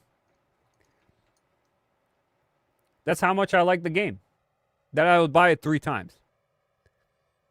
Then I might as well just game on my PC, since gaming on a PC is a much more superior experience than getting a gimped console that's going to give me low performance or shittier performance, but still... You still can't play Crimson Desert on PS5. It's just a bad experience. That's what I hear a lot of people say. So treat it as if this is a PC gaming experience maxed as a console. And the thing is, I'm not a PC gamer. I don't like gaming on a PC. I just don't like digital gaming in general, unless... I accepted it now. I accepted the PC, gaming on PC. and I prefer it most of the time. I like the console if I have it in front of me, and if it's plugged in and does whatever I want, that's fine. I'm good. But the PC for me now is more comfortable. I can multitask. I can do different things. I can literally stream right now. I'm on OBS. I can watch this video. I can talk with my friends on Discord. I can game. I can do different things. Like, I can edit videos, create videos. Like, I can do different things on this now. So it's my multiple device baby, you know? Console is just you game or you watch Netflix. That's it. You can't do much. You know? I have that option, or if that is the only options to have access to a certain game through digital. It looks like that my backlog of games now have a even more of a purpose for all my consoles. I have so many games I can catch up on that are physical, and I really enjoy. There are games and what I also online found funny about this entire situation is the fact is that and my many Steam people library. slam Nintendo with the game key cards, which I'm not a big fan of the game key cards. Yeah. But at least with the game key cards, you can actually trade the game key cards in and actually sell the game key cards, opposed to just going all digital and it's just That's true. Yeah, you can sell it, but I'm still opposed of it too. I don't like the game key cards, but at least you can do that to your account, and you can never trade it or hand it over to anybody else. So now, because of this whole digital, future, it just makes me want to invest in my other hobbies. I've been getting into reading indie comic books. Yeah. Reading. So I'm gonna leave it here. He's just talking about his comic line he's making, and it's wonderful. Venus Comics he's been making and all that. He's investing in other things, but he's still a gamer himself. But yeah, an OG MugenLord, definitely check this out. This video, the end of physical games is finally here. There you go. Now, for the next one, I think we should go and listen to someone that's a bit younger. So, that old heads like me, millennials, fuck some of the millennials, straight up. Fuck some of the millennials. I'm sorry, all you guys, for the millennials. Yeah, millennials are pretty retarded. Some of the Gen Zs are now getting kind of based, not gonna lie. But, they're, some, I'm saying some, but I'm just saying they're getting a little based. I don't know who this person is. I just clicked on it and I saw Gen Z, pretty much. Gen Zs are talking about this. Sony just officially destroyed physical media. This is by Haylo Hayley. Haylo Hayley. So she's going to say this as a Gen Z. So what is up with this whole thing? I watched a little bit. Her tone of her voice is a little extreme. I think she's Australian, but we'll check it out because there's a lot of people talking about this. You will owe nothing and you will be happy. What inspired me to make this video is that just last night, Sony announced that PlayStation is going to be ending production of physical discs for all new games starting in January of 2028. And from that date moving forward, new games will only be available in digital formats only. Do you guys know how disgusting this is? Because millennials are getting pussified, and then Gen Z is getting more based. Every game is $100 plus nowadays. They're essentially telling you that you'll have no other choice but to pay for a download. You don't have a case, you don't have a disc, you don't have a manual, you don't even get... Be fair, there hasn't been a manual for a long time now, so yeah. To have the free poster that games like Grand Theft Auto or Red Dead Redemption You're not would getting include that. within I the had purchase. those. I had those posters too. That's crazy. But now, after spending $100, what are you gonna get? A button you can click to install the game. That's what you'll get. You are paying the exact same price that you always have been, except now, unlike before, you don't actually own anything. And I don't fuck with that at all. Because every single person that plays video games should be given the choice on... I'm sorry. She's probably really heated up and loud. I'm sorry of her voice. It might get a little annoying.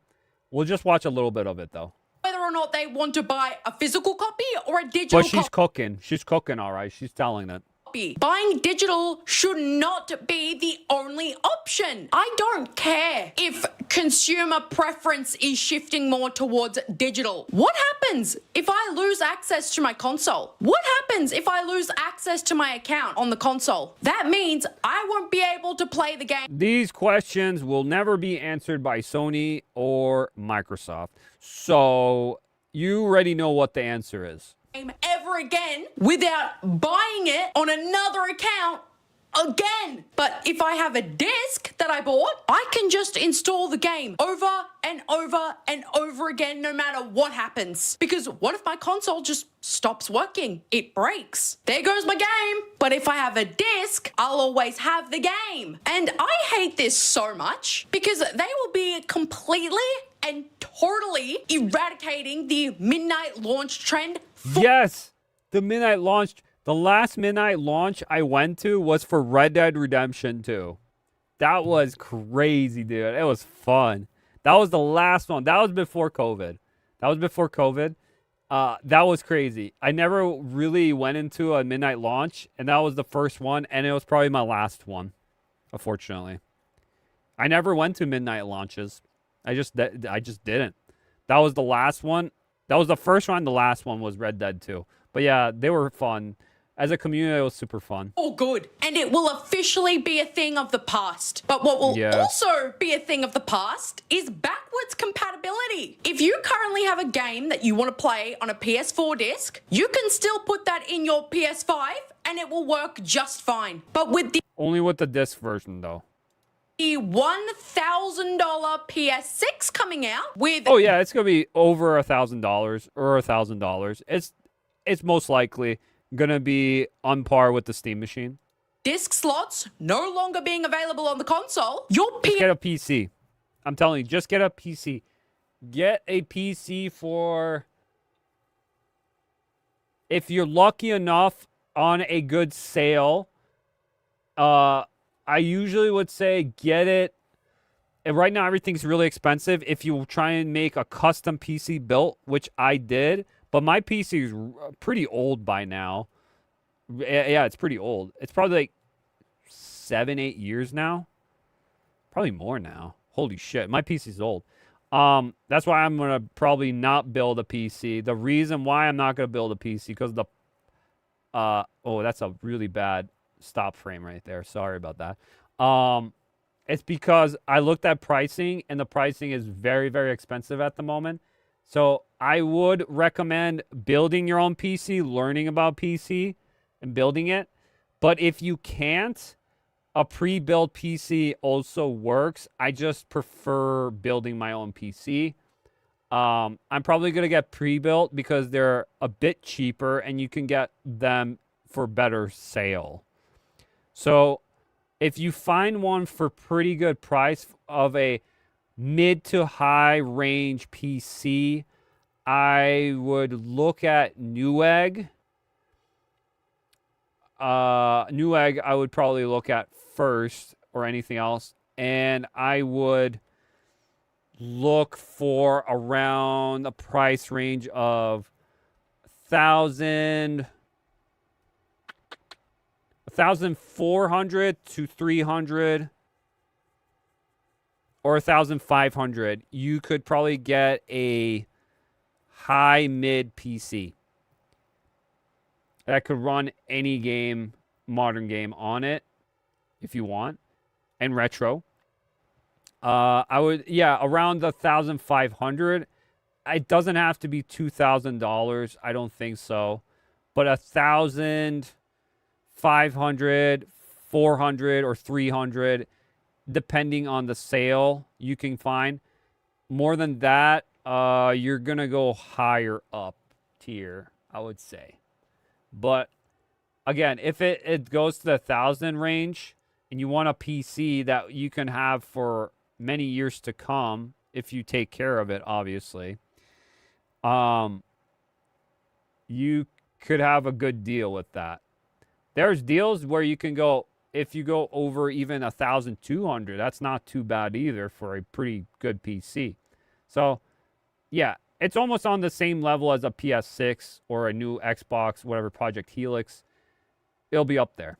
PS5 games will not work on your PS6, and they will eventually become obsolete when they shut the servers down. So what benefit does this have for their users? Because Nothing. even though this change is happening in 2028, No it's customer affecting people benefits. right now, as Grand Theft Auto 6 will not be having a disc release, but will Yep, we instead talked be about coming this. with a case that opens to a download code instead, which is just the dumbest thing in the world, is it not? Because Yes. if physical copies of games aren't in demand like they say they aren't, then why bother making a case? So this is where, if I don't own it, it's legal to pirate the game then, right? Because that's what a lot of people are saying.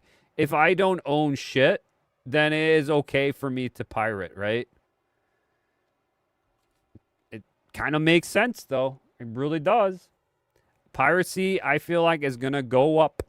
It's going to go up more than ever. You think people aren't going to buy it? And if you're going to make a case, you may as well Because make if you pirate the game, just saying, I'm not, for a pirate, but not really for it, but if there's no other choice left and you can't find it anywhere, you're going to have to do something. I'm not saying you have to, but you can do if you like. It's all up to you. I'm not saying to do it, but if you like, there are ways. Yeah, so like I said, and that's the one where you can put it on a CD and you can have it, disc as well, no? So- Oh my god, this whole situation is just stupid. And why this is so infuriating to me is because There we go. just a few days ago, PlayStation also announced they will be removing over 500 Yup. licenses of a finger MugenLord without said that too. warnings. And I quickly want to mention more with the Rent the movie. It's $37.99. That's crazy. Literally just $70.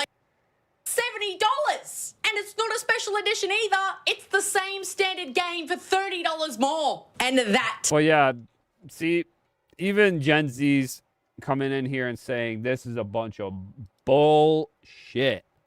And I agree. I agree with them. All right, let's get into this because there's a lot of other people doing different things here. We're just going to pretty much shotgun through these real quick. What people are saying. This is Maximilian, dude. We talked about him last stream. He had really L take there, but here we go. Damn, having a physical game collection is so sick. Owning things is great. Like, really great. I wouldn't say no against this. This is great. Everyone likes it, right? And then I see Smash JT talking. Something happened that I disagree with. This is because Trump. Oh no, what did Max say? Like, I like Max and all, but some of his takes have been really L takes recently. Did Max want to do just blame the Sony no physical disc situation on Trump? Let me see this with Games context. will be released on PlayStation. Let me see. I need context.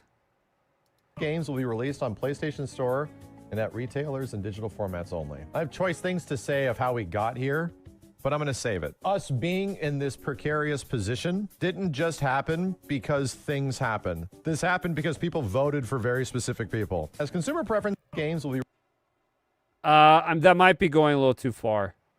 That could be because of Trump, yes, but I think it's people and higher ups at Sony. Let's just say that. I don't think that's a Trump thing. I don't think so, but you never know.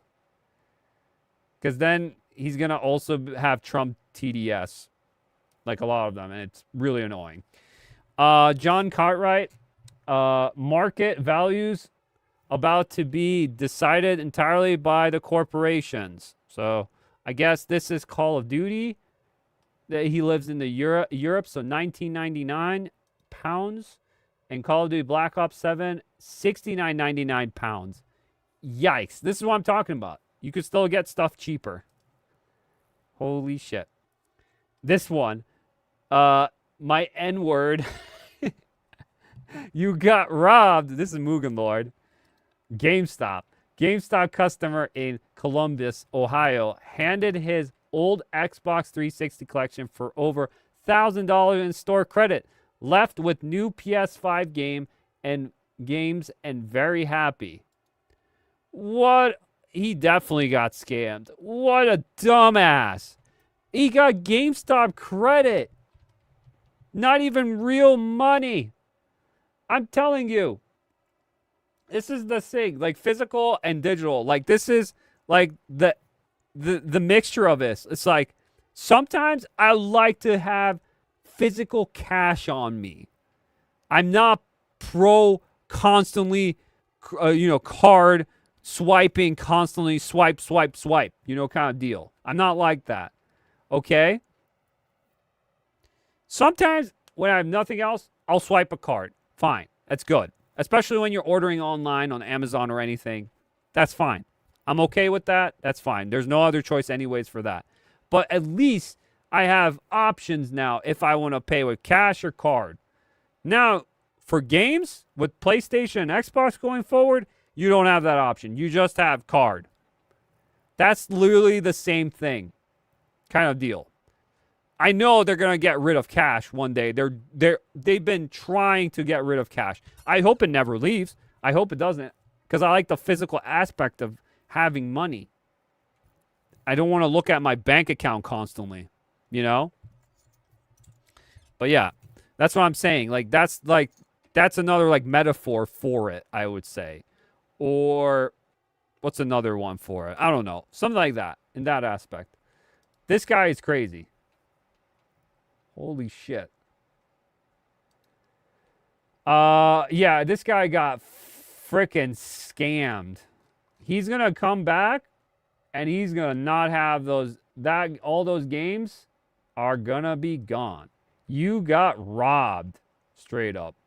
That's crazy. I hope he regrets that later.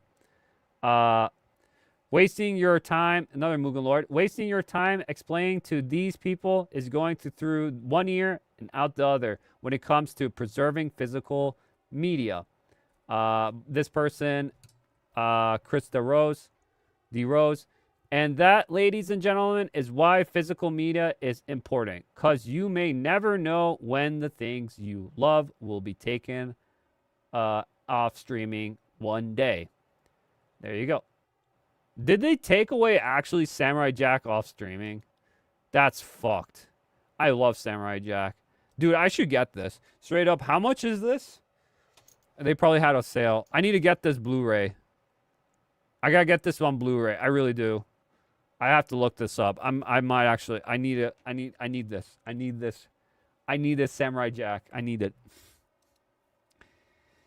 All right, what else we got here? Pirate Nation. The PlayStation post about the end of physical media has been community noted. Oh, fuck. That sucks. It has also received nearly 70,000 replies with people extremely mad about it. This could be one of the PlayStation's biggest backlash in recent years. PlayStation has also stopped posting since announcing the change. Digital purchase grant is recoverable license to access content, not ownership. Sony is recently removing hundreds of purchased Studio Canal movies from libraries due to licensing. There you go. What else we got here? PlayStation fans are massively canceling their PS Plus subscription to protect Sony move toward digital-only future. Many players are sharing subscriptions off their canceled subscription online. This is one of the few ways gamers are send a clear message to Sony that they want games on physical discs. Money is the only language these companies understand. Everyone is worried about games ownership, and preserving games keep the backlash. Yep, that's pretty much. You want to make a change? Talk with your wallet. Sony has also officially announced that the PlayStation Store on Play... Oh, this is another one. I got to bring this up. This is also connected with Sony, too. Sony also officially announced that the PlayStation Store on PlayStation 3 and PlayStation Vita will be permanently shut down in phases. This has also pissed me off because the backlash of this, they wanted to close those shops down, those digital storefronts, for a while, the PS3 and the Vita. But there was huge backlash, and they're like, oh shit, people actually they want to keep it up? Okay, we'll keep it up even longer then. But I feel like you should have just kept it up still. Or do something. If you want to have this is the problem. I don't have a problem of them taking away. I have the problem of it not existing anymore because there's games that are attached to that storefront exclusively there and could be just lost to history forever. That's my problem. You never bring these games back. So people have to go back and emulate it or some sort of way to find the code because you guys don't give two shits about those games. Once the store closes, you will no longer be able to buy games, DLC, or other digital content on those systems. Sony says you'll still be able to download previously purchased content for the foreseeable future, but no guarantee has been given that will be permanent. I love playing free games on my online when it was because PS3 was still free online. It's just dumb Xbox and 360. You have to pay for it later. I hated that shit. PS3, Mexico, Honduras, and Nigeria, or Nigeria, I don't know what this. Store closes starting August 2026. Additional Latin America and Middle Eastern countries late 2026. All remaining regions July 2027. PS Vita, the PlayStation Store, will close globally in July 2027. Sony says the decision is due to the PlayStation Store moving toward modern commerce and payment statements that the PS3 and PS Vita can no longer support, and because it wants to focus resources on new PlayStation platforms. Yes, because get rid of the old, get the new in. Absolutely dumb. Absolutely dumb. Thought it'd update the infamous PlayStation promo. Oh, this is crazy. Check this out. You know the PlayStation promo and PS4? The competition when Xbox One got cooked hard by PS4? When they did, this is how you play games. This is a copy of my game. Step 1, have copy. Share game. Step 2, here you go. Thanks. And it's PlayStation. This is it. And now this is the reverse version. No borrowing for you, bitch. Digital only now. That's crazy. No borrowing for you, bitch. Digital only now. That's crazy. What the fuck? No dude? borrowing for you. That's crazy. There's buy PlayStation. He's grinding up his PlayStation in here, dude. That's insane. Everything.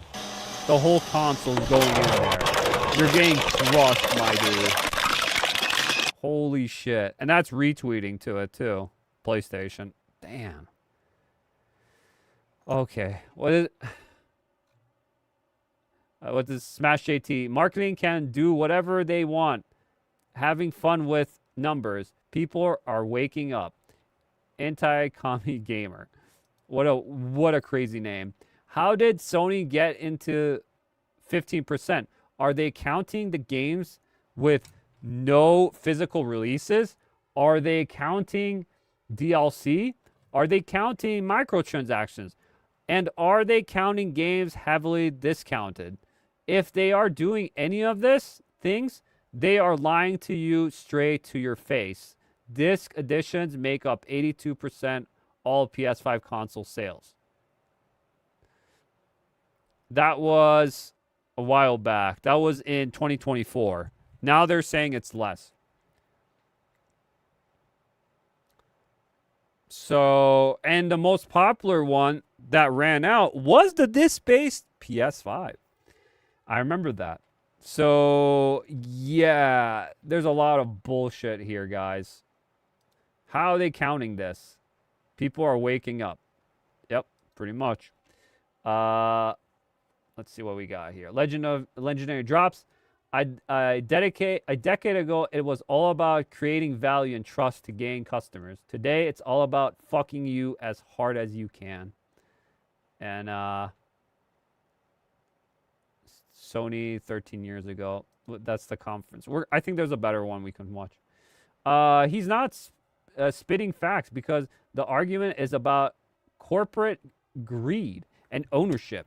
Not how many, this is from Kada, by the way, ownership, not how many physical games have you bought. Ragnarok, if you do or don't, you should be forced to do either. And I think having the cheaper option locked off forever is pretty scummy. So there you go. PlayStation, $32. This one on PlayStation Store is $69.99. There you go. And people are retweeting the Asmongold clip, which we're going to watch later. So, yeah. Here we go. Dan Vask.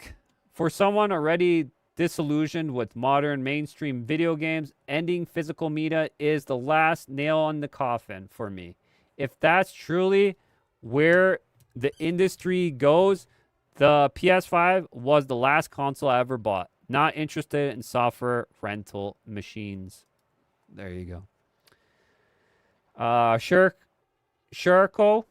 The disc disappeared. The case disappeared. The shipping disappeared. The manual disappeared. The map poster disappeared. Yet somehow, the price went up. Gamers are crack addicts that will justify anything to lead an addiction. True that. Cinemassacre. Angry Video Game Nerd. What's his name? I can't think of his name now. Something Rolfe. James Rolfe. Not surprising, but sad to see the physical disc go away. That's all you have to say. And they still got community noted. Here we go. Shill content creators. Shill PlayStation. Sony bros. Here we go. You had the entire generation to call Sony out. This is from Cult Classic Cage.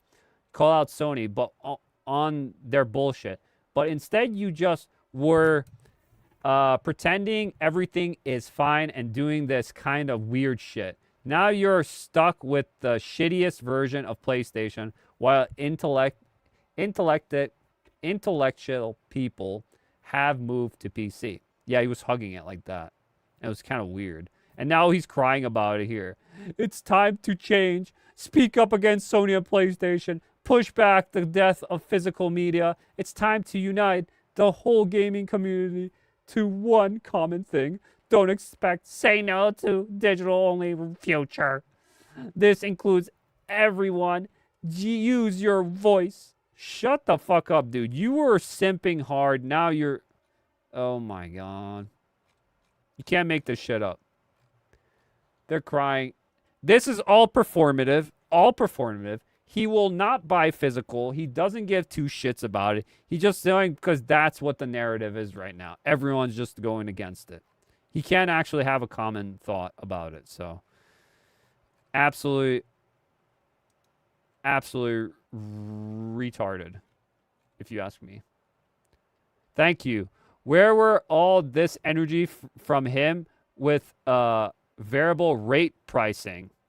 The death of Sony's old franchise, the leak of PS1, PS2, and PS3 disc-based backwards compatibility, especially since this guy loves this so much. He needs to understand companies don't care about him, and I couldn't agree completely. Hunter eats Hunter.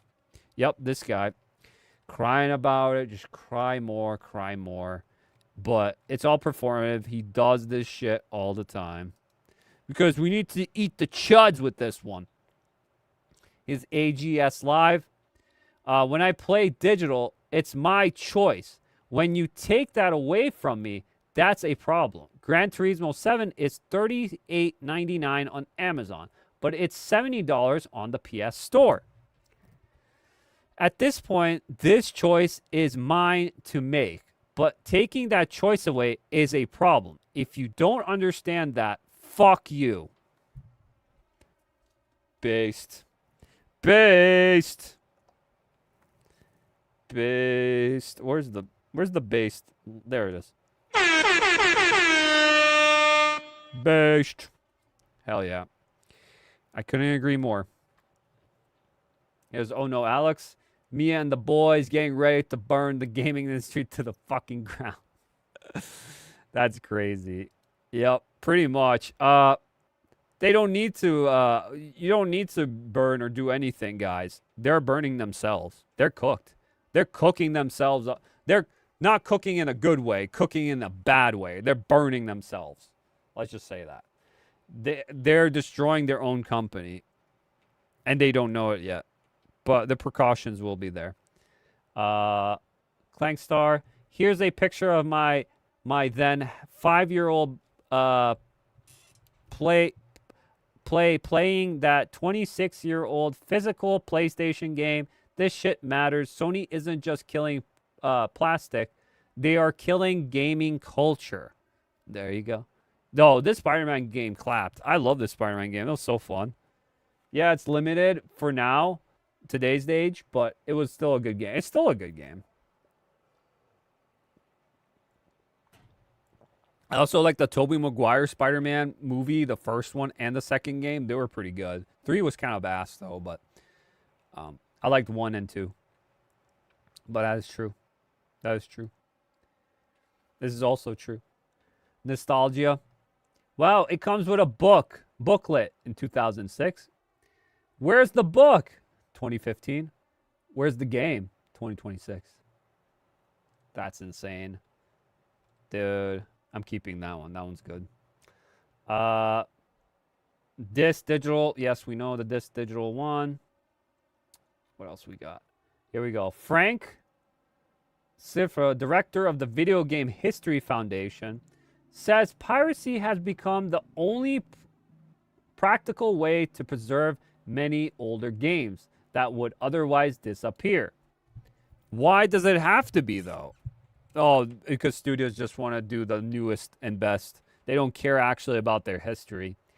As the director of the Historical Video Game Preservation Institution and someone who has dedicated their entire adult life to this cause, this is accurate. We have attempted to work with the industry's trade organization to find a legal path forward, but they refuse to other meaningful alternatives. So they have to.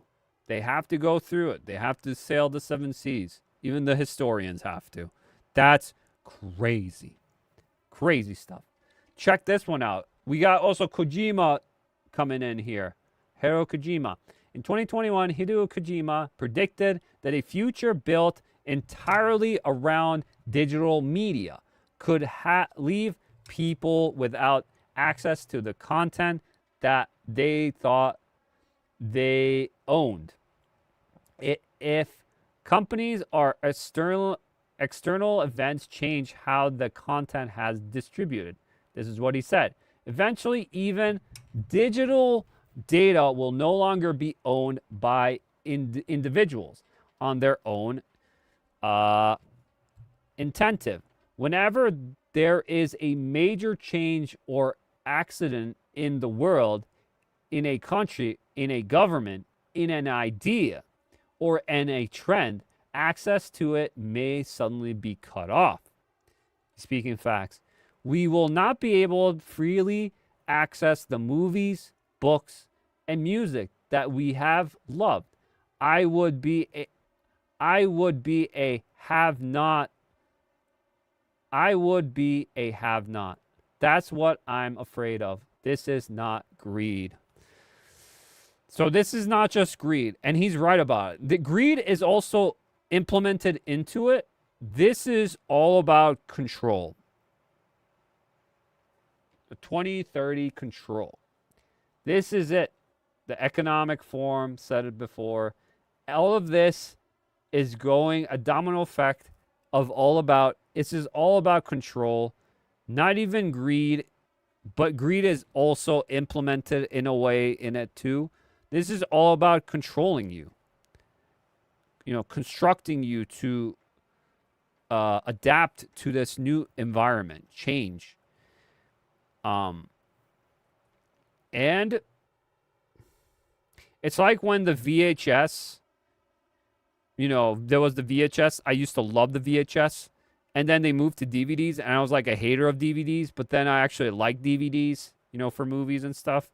It's like that kind of deal. Where it started switching. And I saw the switch to it. And I just couldn't say no. Or say yes to it. I would just say no. And then I just accepted it after it. This could be that kind of situation. But this one feels more dystopian than ever. This sounds bad. And Kojima, I don't know what he's on, but he sees the future. He's a Mandela, or not Mandela, what is it? He sees the future, what is it? Nostradamus or whatever. He's like that. I can't think of the name right now. It's hot, guys. It's getting hot. I'm going through these real fast. All right. So we'll look at Asmongold 2 in a bit. So here we go. KFC had to come in here, guys. And KFC is going crazy with this. So is Domino's. Let's say Domino's. Breaking news. All of them are shitting on Sony at the moment. Official statement. In response to trends in the gaming industry, as of 1st April 2027, Domino's UK will cease production of physical pizza and shift to production of digital pizza only. Consumers will be able to download our full range of delicious pizza codes and, using the power of the imagination, enjoy them in any entire virtual sense. Holy shit, dude. No! Holy shit. I didn't know Domino's was based again. They're always crapping on Sony. Last time with that God of War, now this. Oh my gosh. KFC also chimed in. Breaking news. KFC will stop offering its physical format starting today. Its products can only be consumed through an app in fake PNG format. What the fuck, dude? That's crazy. And then there's more. Thank you for all your questions. Let me clear you up, Delps. Within a month, we'll release a DLC with the sauces. Each one with the solid sold separately. Oh my. Hey, yo, what the fuck? Huh? That's crazy, dude. You can't make this shit up. This is hilarious. This is great advertising. Everyone's getting great advertising because of this.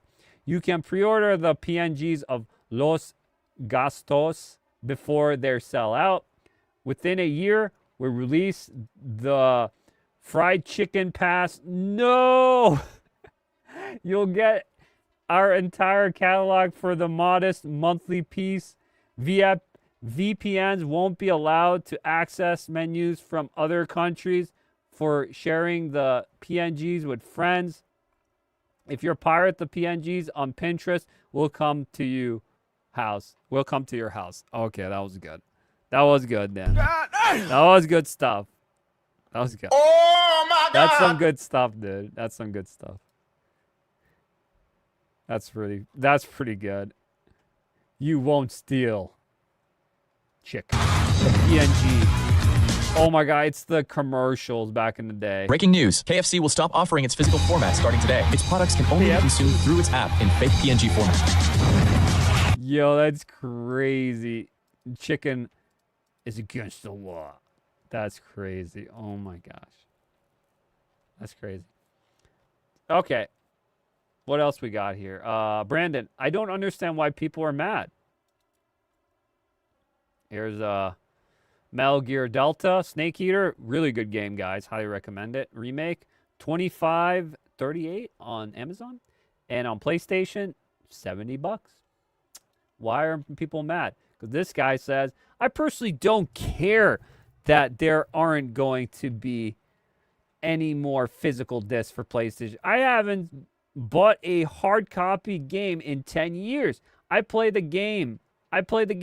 Enjoy it. And that's it. I never understand the outrage. This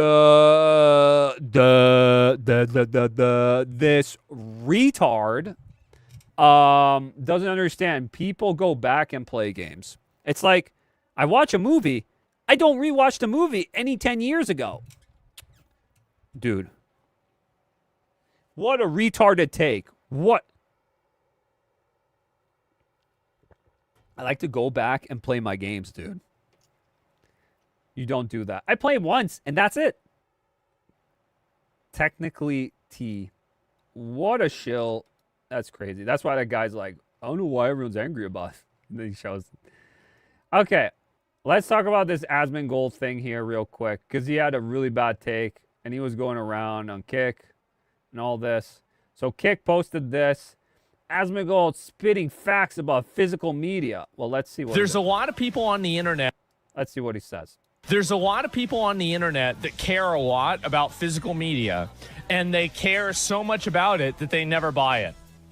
And any of these people that are talking about how much they love video games and buying video games, I want you to show me the last 10 video games you bought, and I want you to show me the box that you bought them in.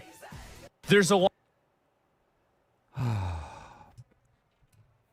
This might be just clipped out. You know, it's a little maybe overdone, but no, the people are actually furious about it. This is not just random outrage out of outrage. This is not performative. There are performative people out there, of course, because they're going with the trend. But this is actually a thing. And now, Asmongold, you're asking me to show me 10 games I bought recently? That they never buy it. They're talking about how I'm a PC player, and I will show you. I'm a PC player now mostly, but I'll show you my Switch games that I bought and my PlayStation games because I don't play PS5. I don't play Xbox. This is why I don't play them, because this reason. I moved to PC because I saw an opportunity. I saw the writing on the wall, and I moved to PC. Now, it doesn't mean I still collect physical media, because I do. And I will show you. I'll be right back. I'll bring some of my games over right now. Where is it? I'll be right back.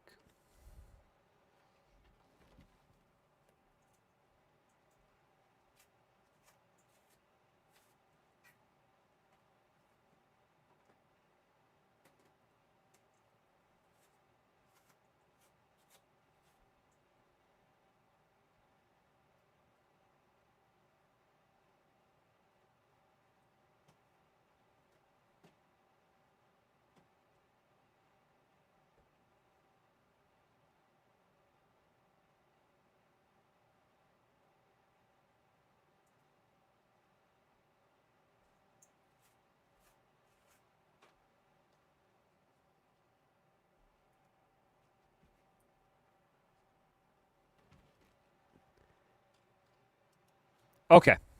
I brought some of them. I didn't get my PS4s because there's a ton. And I didn't get my other ones. I have PS3, PS4, PS2, Xbox OG, Xbox 360, Wii U, 3DS, DS, Wii.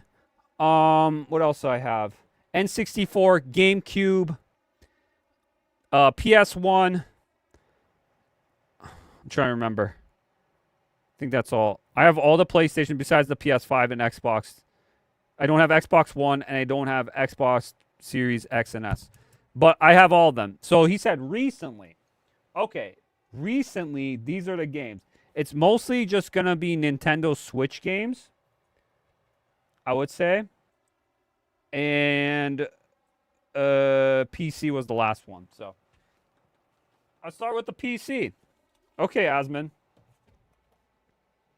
I got GTA 5 on PC. Disc in there. Should be in there. It's been a while. Because I have this.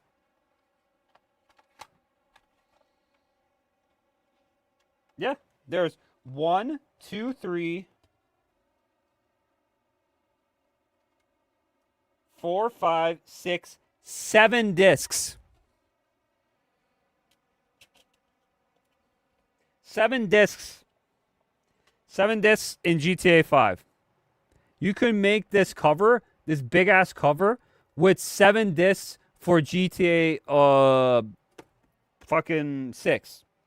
This is just a PC.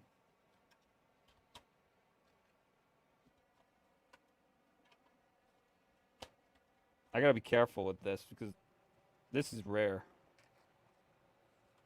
Shit. And it has character art on it too. Yeah, and there's a lot of shit in it. So, yeah, there's a lot of shit in this. So, again, I got this physical, and I got this as a gift, and this is also physical. Cyberpunk 2077 on PC. It's flipped around. I'm sorry, guys, because I'm flipped. My studio's flipped thing. And I got this cool cover art. Back and front. See? Got that cool. Limited edition on PC, guys. PC. There you go. So there's 2.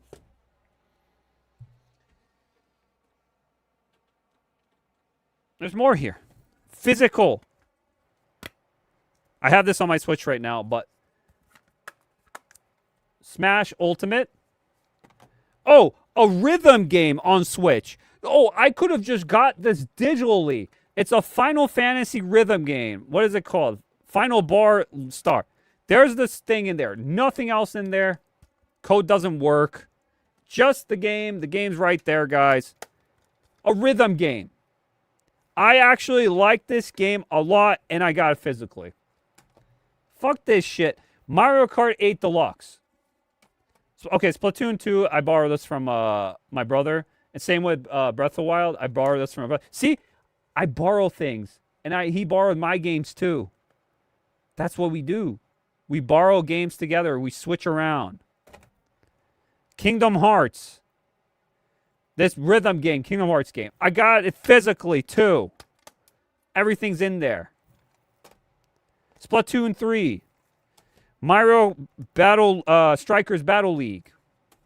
Marvel Ultimate Alliance 3. Pokemon Legends Arceus. Luigi's Mansion 3. So, there you go.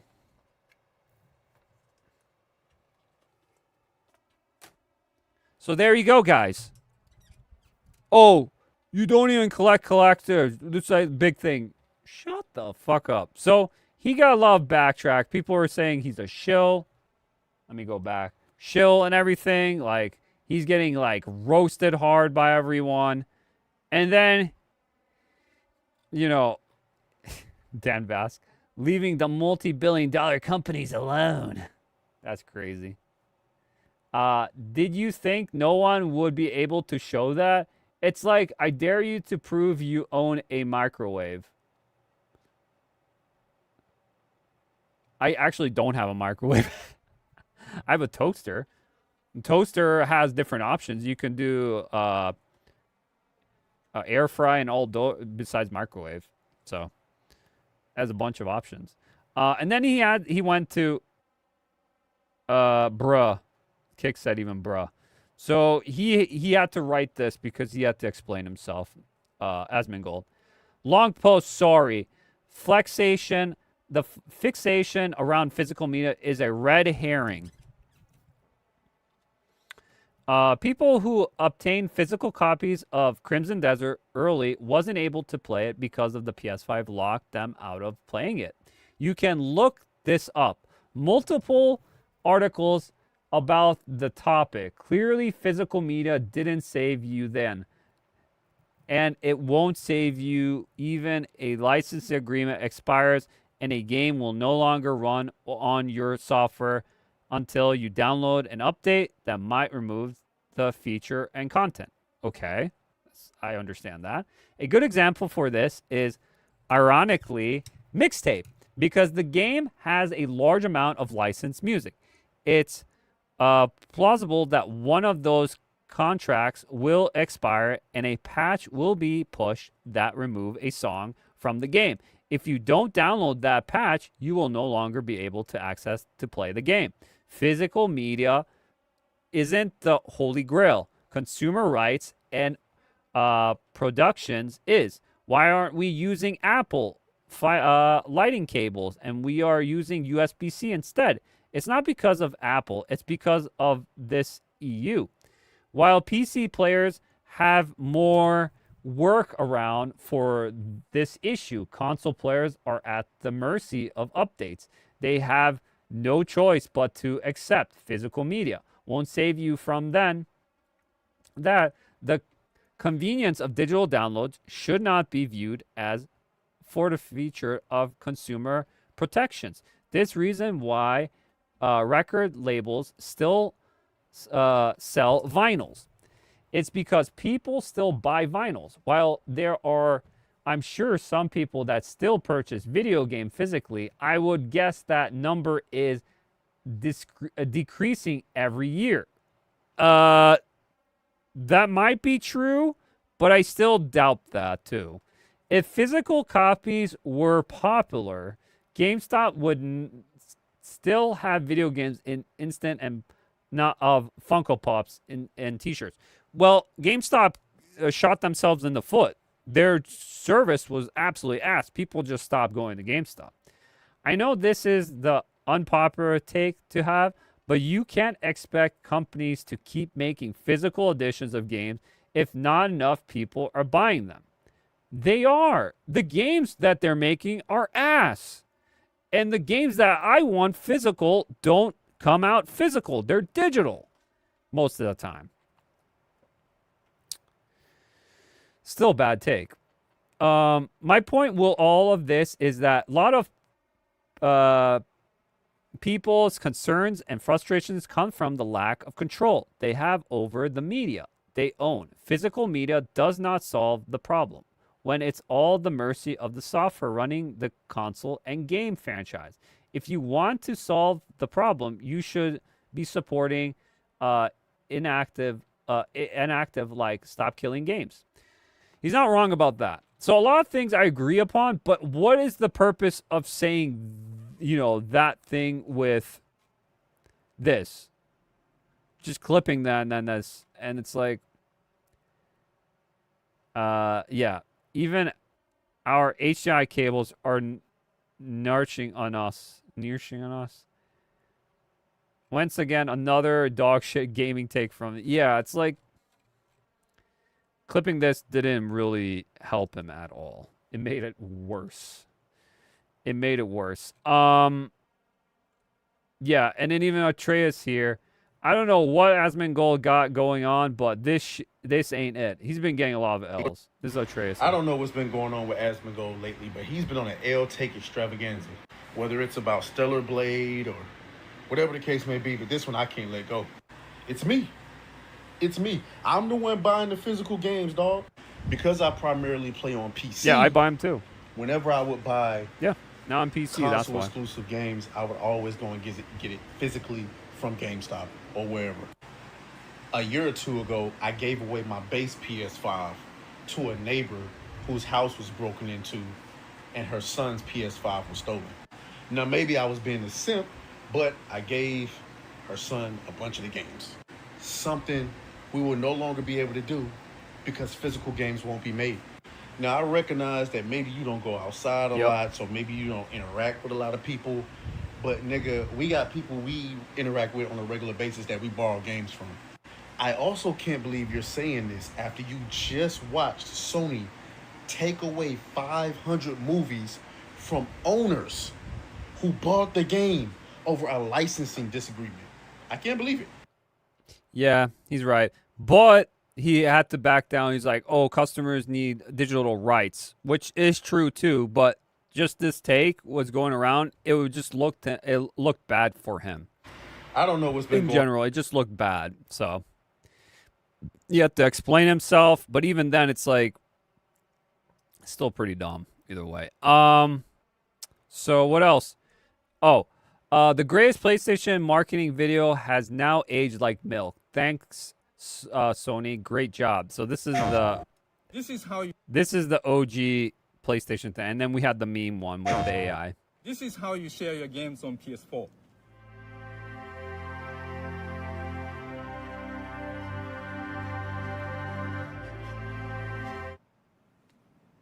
Thanks.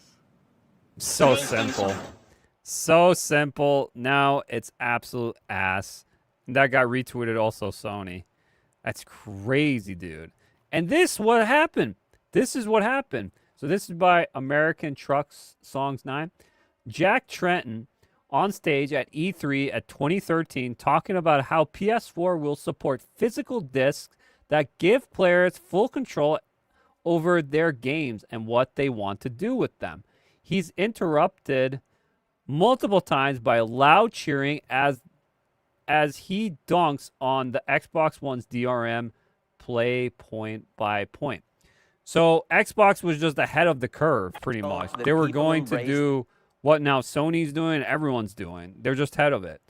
They're just like, oh, this was a point in history for gaming that Sony made a huge comeback and they saw the grab share right here. Xbox can do the same right now, but they won't. They're full digital. They want to do that. But this is what happened. Check this out. It's amazing, but now when this happened, everyone was cheering. Everyone was going crazy at E3 for the PS4 when it was about to come out and everything. But this, now looking back at it, it's so bad. It's cringe. That people embrace today with PlayStation 3 and continue to demand. It's sad. Just heard you there. When a gamer buys a PS4 disc, they have the rights to use that copy of the game. They can trade in the game at retail, sell it to another person, lend it to a friend, or keep it forever.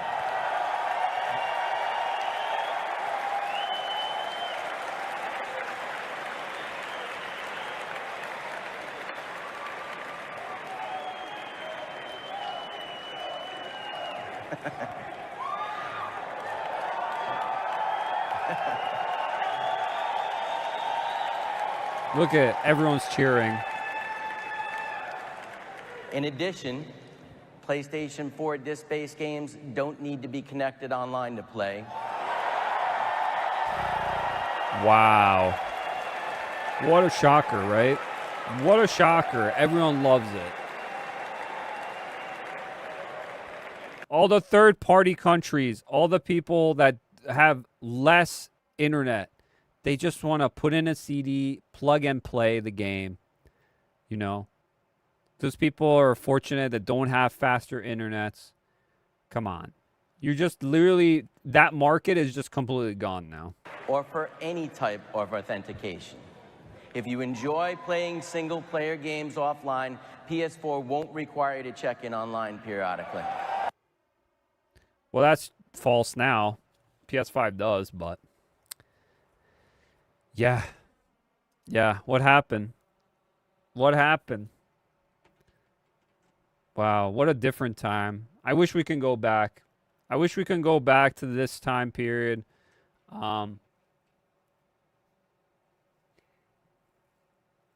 Sometimes simple is just better. Sometimes it really is. Don't have to make it complex. It really doesn't. You have to go through so many loops now and stuff. It's just going to be... Gaming is so bad right now that more and more I think about it, I just don't give two shits. I just want to play the games I want to play now. Like I don't care. I don't care about the consoles. I just care what people like indie devs and AA people do now and what they have. And a lot of like Asian games too. I like a lot of like games that are coming from Asia too. You know, JRPGs and stuff. I like those games too, but everything else kind of done with. So yeah, disk drive, we know about that. What else we got here?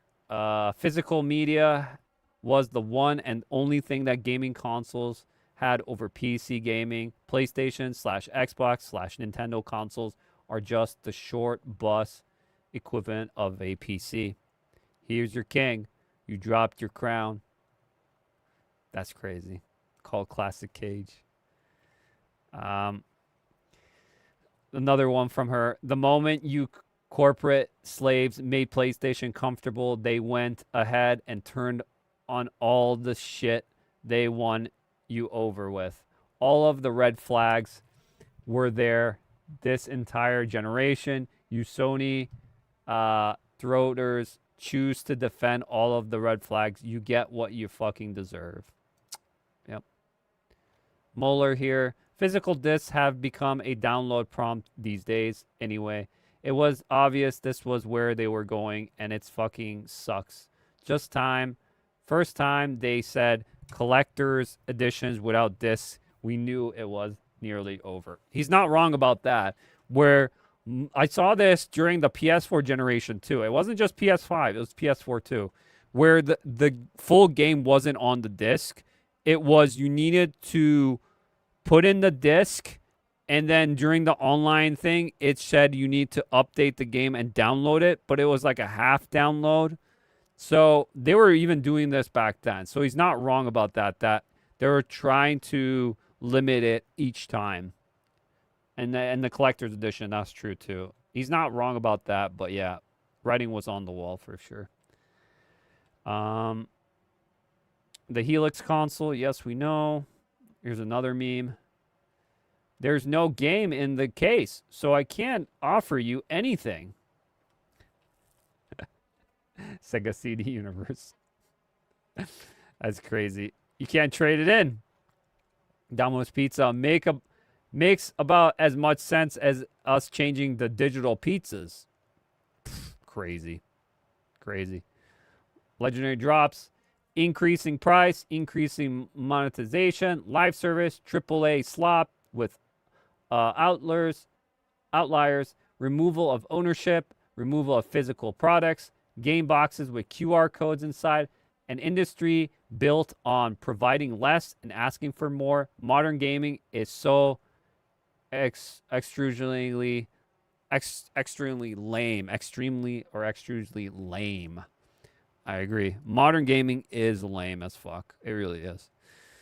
Shurika, welcome to the next generation gaming. Digital only, $100 games, subscription service, $1,000 consoles, no backwards compatibility with physical games, rent digital console service, banning users for incorrect opinions and locking them out of their paid games. Oh, you know that's going to happen. AI games, license renewal fees. You know all of this is going to happen straight up. This is not even a meme or anything. This is straight up what's going to happen. And it's going to suck. Gaming is a luxury, but now it's going to be even more of a luxury. Doesn't mean the games are going to get better, though. Fake Wizard. Hey, it was fun while it lasted, but gamers lost. You gave up all your power to the corporations. This was a big game of chess, and you lost. Yeah, that's very black-pilled, but yeah. Yeah, that's what I said. Gamers need to speak up, meaning people that love this hobby of gaming, they need to actually start educating themselves about what is actually going on.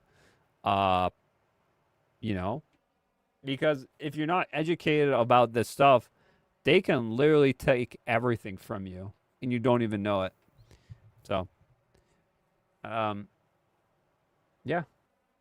Gamers are usually were that rebellious type of people. I would say they were more rebellious, but I don't know. They just started getting comfortable, just consuming and not asking questions and just doing stuff. Now it's like, well, maybe it's time to go back to that kind of style of actually asking questions and learning what I'm actually getting here, with this. Is it worth the money? Is it worth what is going on? What are they promoting? What is actually in this, kind of style, like everything, like, yeah, you have to ask a lot of questions now, and that's the truth. Gamer Atreus here again. Gamers are all you are now at a huge crossroads.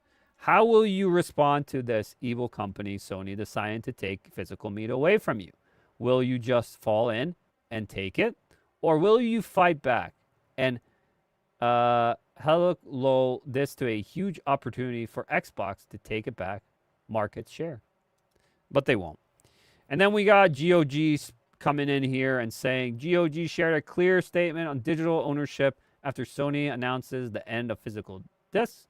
They said that even if a game vanishes from your GOG storefront, it never leaves your library. This is how purchased games should work. Even if a game vanishes from the GOG storefront, it will never leave your library. Exactly digital ownership out to be. So yes, same with Steam. If you bought a game and it leaves the store, you still have it in your library. It doesn't disappear at all.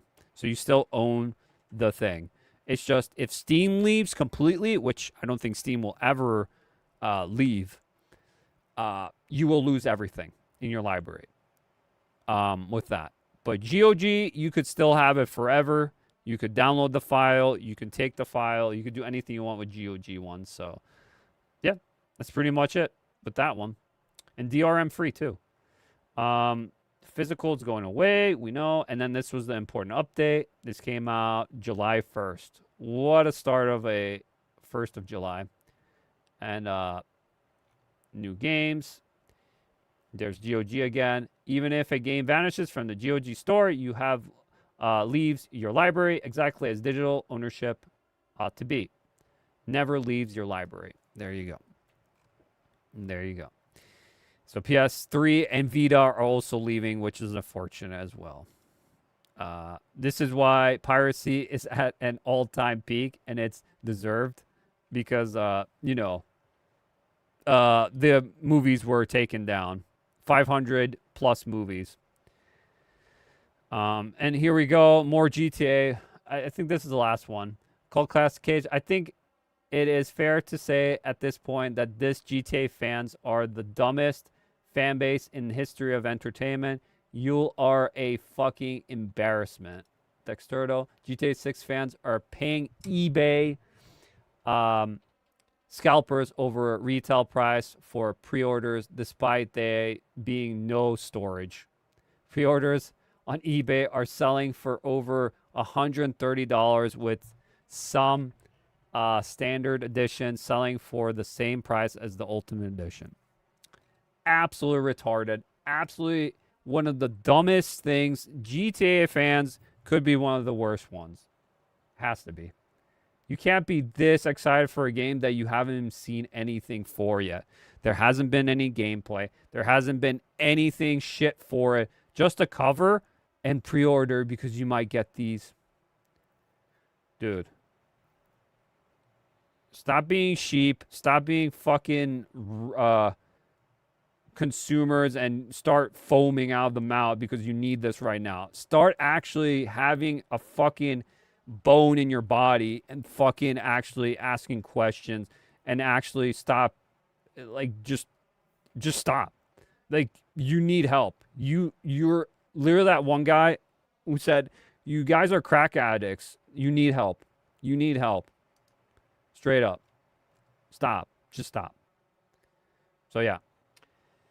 I think we went through all of these. Holy shit, there was a lot, guys. I'm sorry how long it took me. It was just a lot, and we had to talk about it. We had to go through them. So I appreciate all of you guys. Again, that was the last one here for today, guys. I appreciate all of you guys for coming, lurking, watching. I thank you so much, guys. Like the stream. Sub if you're new here, if you enjoy what I do. I thank you so much again, guys. Have a great weekend. Have a great 4th of July weekend as well. I'll be back another day. I'll keep you guys posted if I go stream or a new video comes up. You already know the drill, guys. All that. Yeah. Thank you again. This was a crazy ass stream, I would say. A lot came up. A lot of impressions. A lot of people talking. A lot of people thinking, giving their opinions, and a lot of pushback. So, Very interesting indeed that the internet actually came together for a reason, and it feels like it's a good reason. It's a good reason, but some people might spin it out of control, but you know, that's the internet. But most of the people I see are saying the same things that I've said myself. So let's end it here, guys. I appreciate it again, everyone. Let's end this. Let's get out of here. Until next time, guys, have a good one all, and I'll see you soon. Are you not entertained?